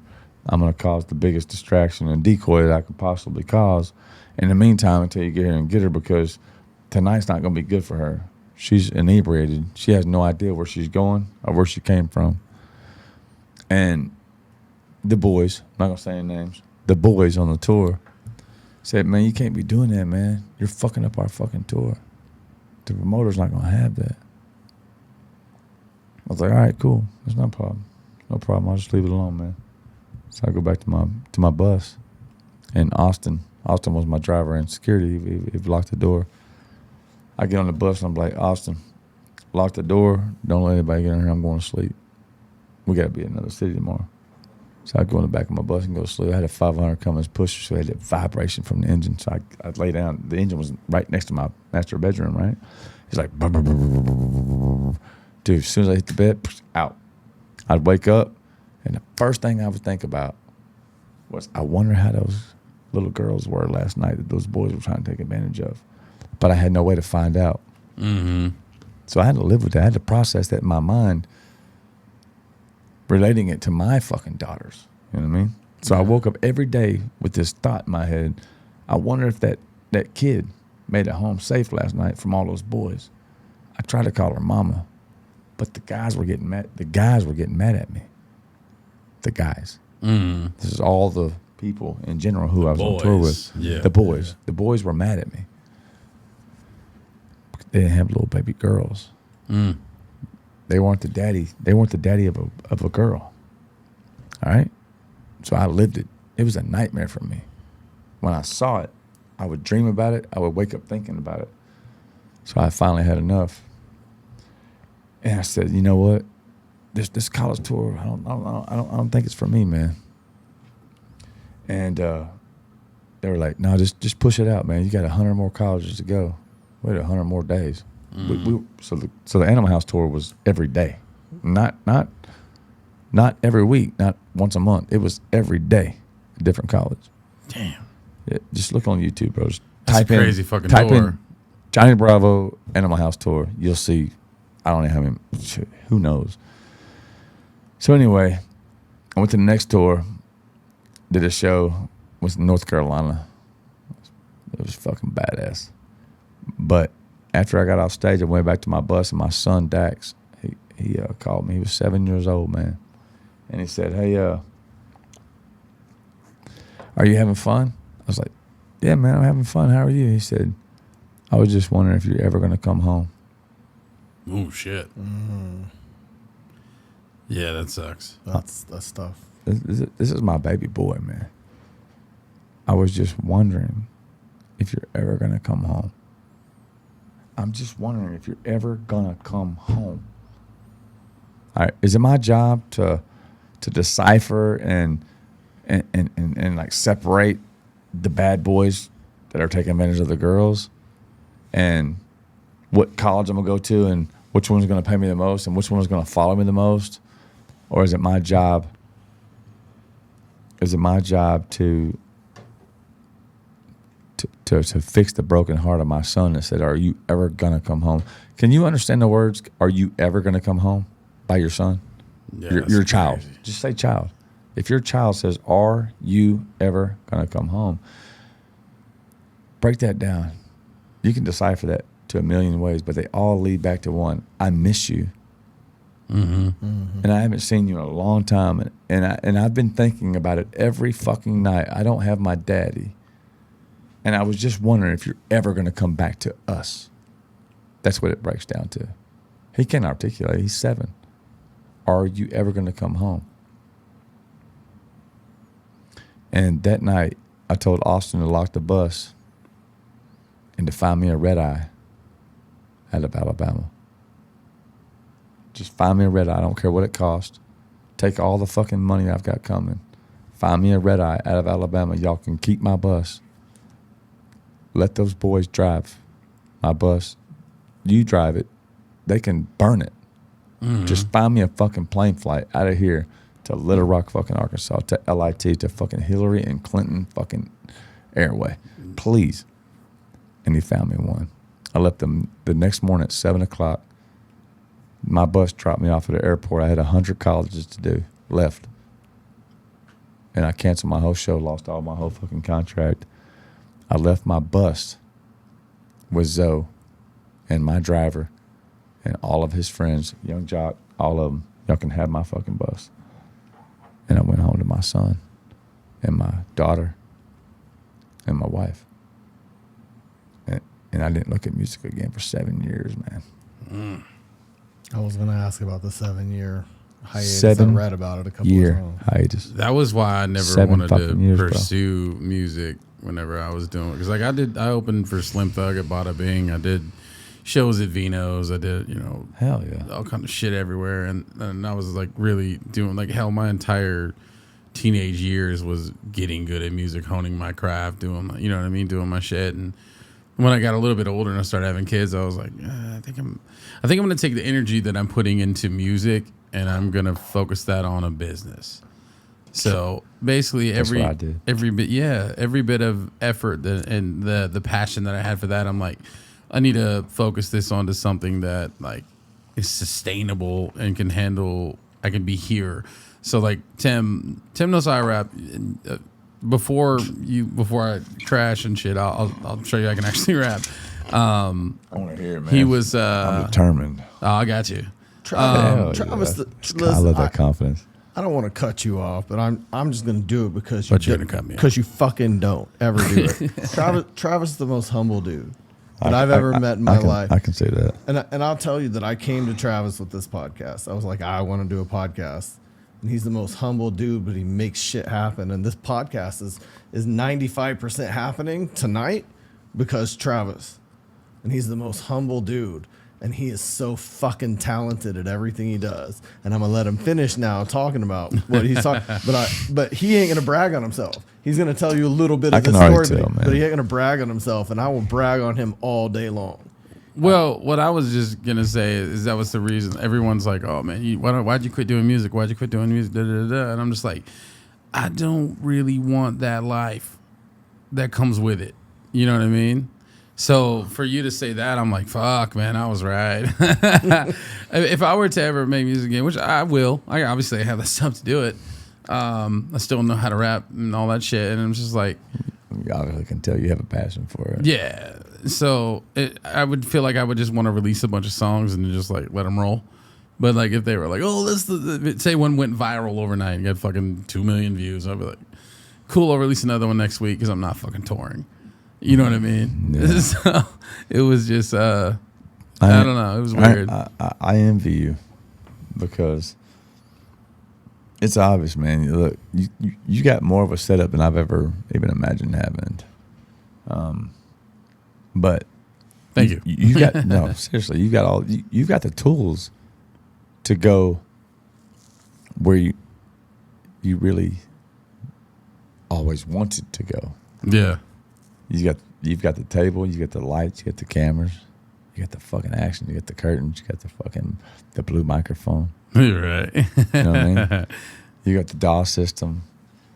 You got your board over here. You've got everything you need you've got all the tools to be what everybody wants to be. And if you can rap, you don't even have to rap really great. Yeah. You just need to rap a little bit if you got the right equipment. Except that he does rap great. But that's what I'm saying. But you've got a little bit of an edge over everybody else. You've got what they wish you could have because you work your ass off at work every day. Mm-hmm. You know what I mean? You bust your fucking ass for your family, but it's obvious that what you've got and the respect that you have for your family, you put your family first. Right. I fucked up. I put my family last. I put my family first for a long time, but then I thought to myself, you know what? I've been with my family long enough. I've created a family. I've proven to them that I'm this great guy. I'm this great wizard, and I can provide all these fucking fancy cars, and this fancy house, and this fucking swimming pool in the backyard, and you know, and I can give you all the clothes you want, and take you to London and Paris, and take you on these extravagant trips. I thought that was what I was supposed to do in order to exchange for your time, a negotiated plan for my time. Mm-hmm. Like, I've given you all this, now it's my turn. Now you let me go do my thing. Yeah. Have you heard the story of the little boy? And he asks his dad, he said, "Can I borrow $20?" And the dad says, "Well, sure, man. What do you need $20 for?" He's like, "I just need $20." And he's like, "All right." And he asked the dad, he goes, "Well, how much do you make an hour?" And dad said, $20. He's like, "All right, I just need to borrow $20. And so he tells him no. He's like, "Fuck no. What do you want $20? No, dude, you don't need it. Whatever." And so he goes in the kid's room later that night and he feels bad. And he's like, "Man, here's $20. It's like, it's not that big a deal. It's fucking $20. And the kid goes, "Cool, Dad, I want to buy an hour of your time." I can see where this is going, man. That's the story. That's it, man. Dude, and it's just like, holy shit. You got $20 from him, and then you wanted an hour of his time. Buy an hour of his time. Yeah. Wow. It's fucking deep, man. Wow. Yeah. Yeah. It's God. I heard that not too long ago, and I was like, oh man, because I still do that now, like with what I do. Like I work my ass off all the time, and I'm like, you have all this shit. What's wrong with you? Like, you know what I mean? Yeah. And it's like they don't want shit. They just want to hang out with you. So it's one of those things to where it's like, God, I suck. You know what I mean? You know what I mean? Dude, you lose scope of what's important. Yeah. Yeah. You think you can provide it and fix everything with material shit, and then it's nothing. Brother. They don't give a fuck about any of that shit. Kids are gonna remember memories way more, and I don't mean to like go against what you have going with the touring and stuff like that, but just in my experience, my kids are gonna. I remember with my dad. I never remember a goddamn thing my dad bought me because I wasn't around my dad much, but I do remember certain things we did. You know what I'm saying? So like to me, I was like, that's like way more important. I have to agree with you. Yeah, it's fucked up. I don't know my real dad really well, but what I do remember is the time that we spent together, the sandwiches. Mm-hmm. I remember the sandwiches that he made for me. Isn't that weird? You know what I mean? Like you don't remember the Tonka truck he bought you or the fucking. I don't remember one thing he paid for. Yeah. I swear, I don't. I do remember the good and the bad actions that were done in front of me. Yeah, same. That's what my mind remembers. I remember the white bean sandwiches he would make for me on the stove in a fucking crusty iron skillet when I was 5 years old. It's weird why I remember that. Yeah. I don't remember a thing he bought for me. But he'd make these white bean sandwiches and he would call them shit on a shingle. Swear to God, he would like put That's white awesome. beans and stir it and fucking put all this shit in there, bacon and all this shit. Right. And he would just like plop it on some fucking white toast and he would call it shit on a shingle. You want some shit on a shingle, boy? Hell yeah. I'm like, fuck yeah, I love shit on shingle. I'm 5 years old. I love shit on shingle. I'm not supposed to be saying the word shit, bro. Right, yeah, but Like, it's the title. you know, I'm not so you supposed to can say it. But he said it was shit on shingle. So I'm like, fuck it. It's no different than Jiffy. Yeah, right. I don't know cuss word from Jiffy. And I ate it. I love shit on a shingle. And I get in trouble. I go to my grandma's house and be like, can you make me some shit on the shingle? If you ever say this again, I swear to God, God's going to put you in hell and burn you right now. I'm going to say that in front of Jesus and everybody. Like, but I don't even know what to fucking say. I just want shit on a shingle. Yeah. Just make me a bean sandwich, bitch. Bro, I didn't know it was white beans in a skillet. I just knew it was shit on the shingle. That's the only thing. I just knew the title because that's what I was taught. I was indoctrinated. Right, yeah. But I thought it was okay. So, yeah, I mean, my dad was a piece of shit. Yeah, I mean, but that's all I remember was the memories, not what he bought for me. And that's making our point. Exactly, yeah. It's a weird thing because, like, they don't teach you that when you have kids. They don't teach you that there's not a fucking manual on being a good dad. No. So it's you don't realize that kind of shit even matters. You're like, my job is to fucking take care of you, provide for you, get your ass in school, make you a reasonable person. And then whenever you're like, I'm doing my fucking job, because we key in so much on that being our job as men, as the provider, that it's hard to be like, oh, you need something else from me? And then you're like, how fucking dare you? What else do you need from me? Right? When your kids, one thing I'm really bad about, even now, is my kids will be like, hey, Dad, look at this. And I'm like, hold on, I'm doing something. Give me a minute. And that is like my biggest, worst fucking thing that I do. Yeah. And then I always, what I have done is corrected it. And I always go back after I'm doing what I'm doing. I go, okay, what were you showing me, man? Right? Because that fucking matters to them. Good job, man. Thanks. It's hard. Because that's all they're waiting on. I observe this with Travis. It impresses me every time to watch him parent his kids. My son is older, much older. I have a 21-year-old. Yeah, you're 23. So I relate. And, I failed him so many times.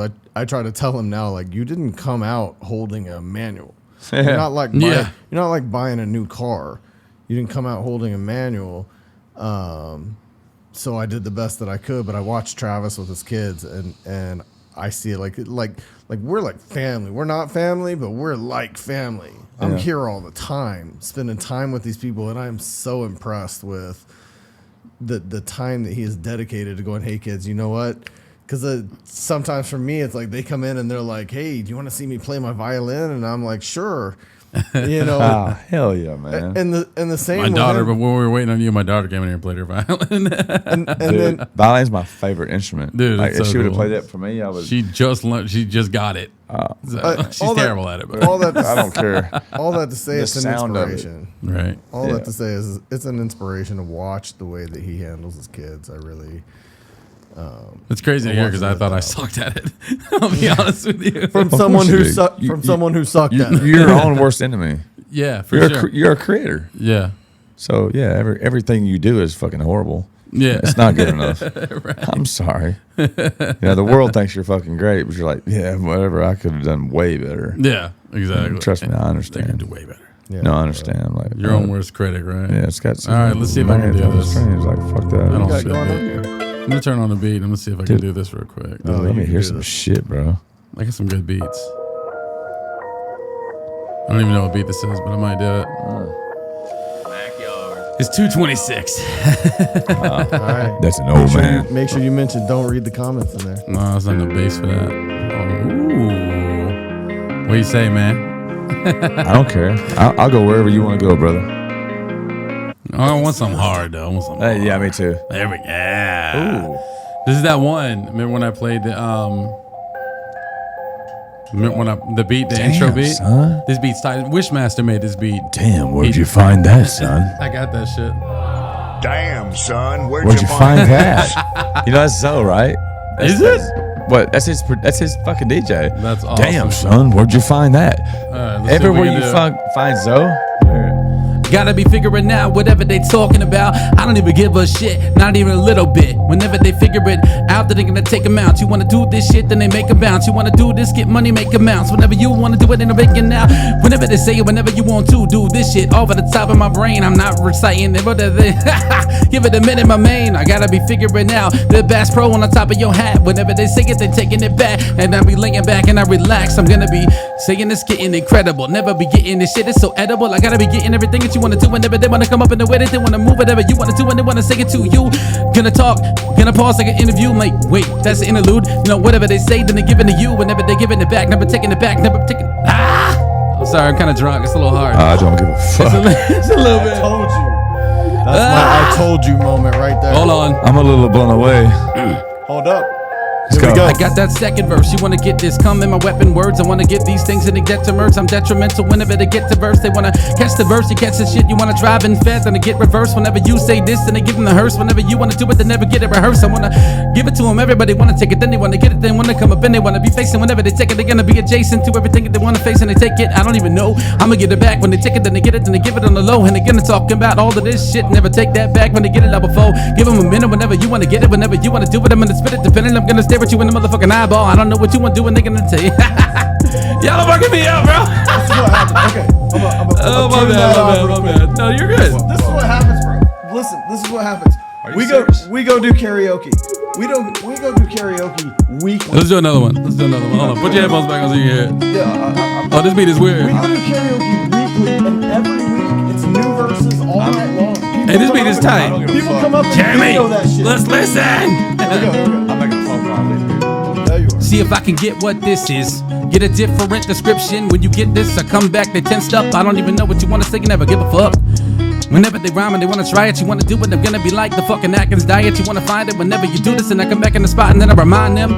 Taking a minute whenever you want to get it, I want to say it, the fucking shit that is off of the top of my brain. They want to be following, give them the same. I'm giving it main, I'm giving these things. I'm drinking this Mick Ultra, giving it May. Come in the room and I give it away. Never gonna face, never gonna take, never gonna replace whatever they want to say. Whenever you want to do, they want to give it away. You want to be getting everything that you want to do, and they're giving everything that you want to do, and they're gonna pivot, stop in the motherfucking minute pass like Pippin. Come back and they stop, then they drop of the ribbon. Come back and they say off the top, it's not written. I don't even give a fuck, never gonna get it. Pay attention to this dip prescription. You get this, the bitch, they want to come and get this. I don't even know what I say, then they get this. This is I can all rhyme day. all day, never gonna get this. Never gonna be a victim We on the that hit best list. Hit music. this.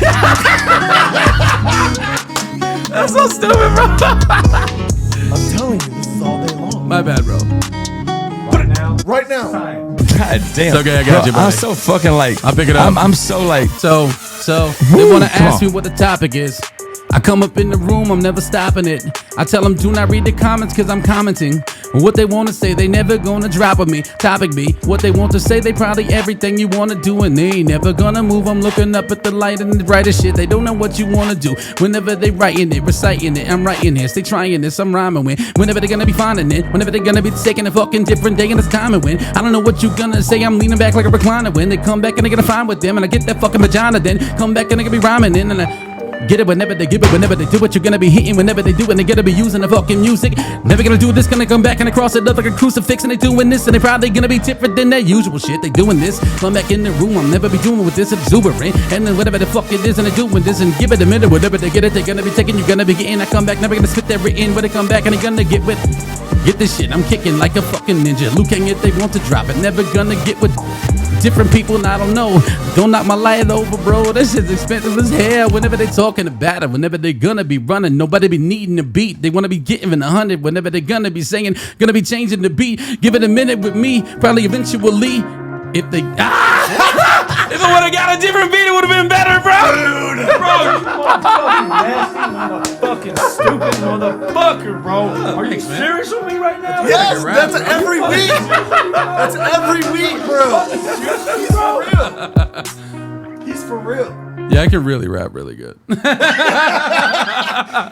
a song. Everybody's there's a song on his album. can rap. I know. Yeah, Everybody said I can different. rap, bro. I got some dope ass shit, bro. No, the you're hilarious right, thing you're is right. there's a It's song- terrible. bro.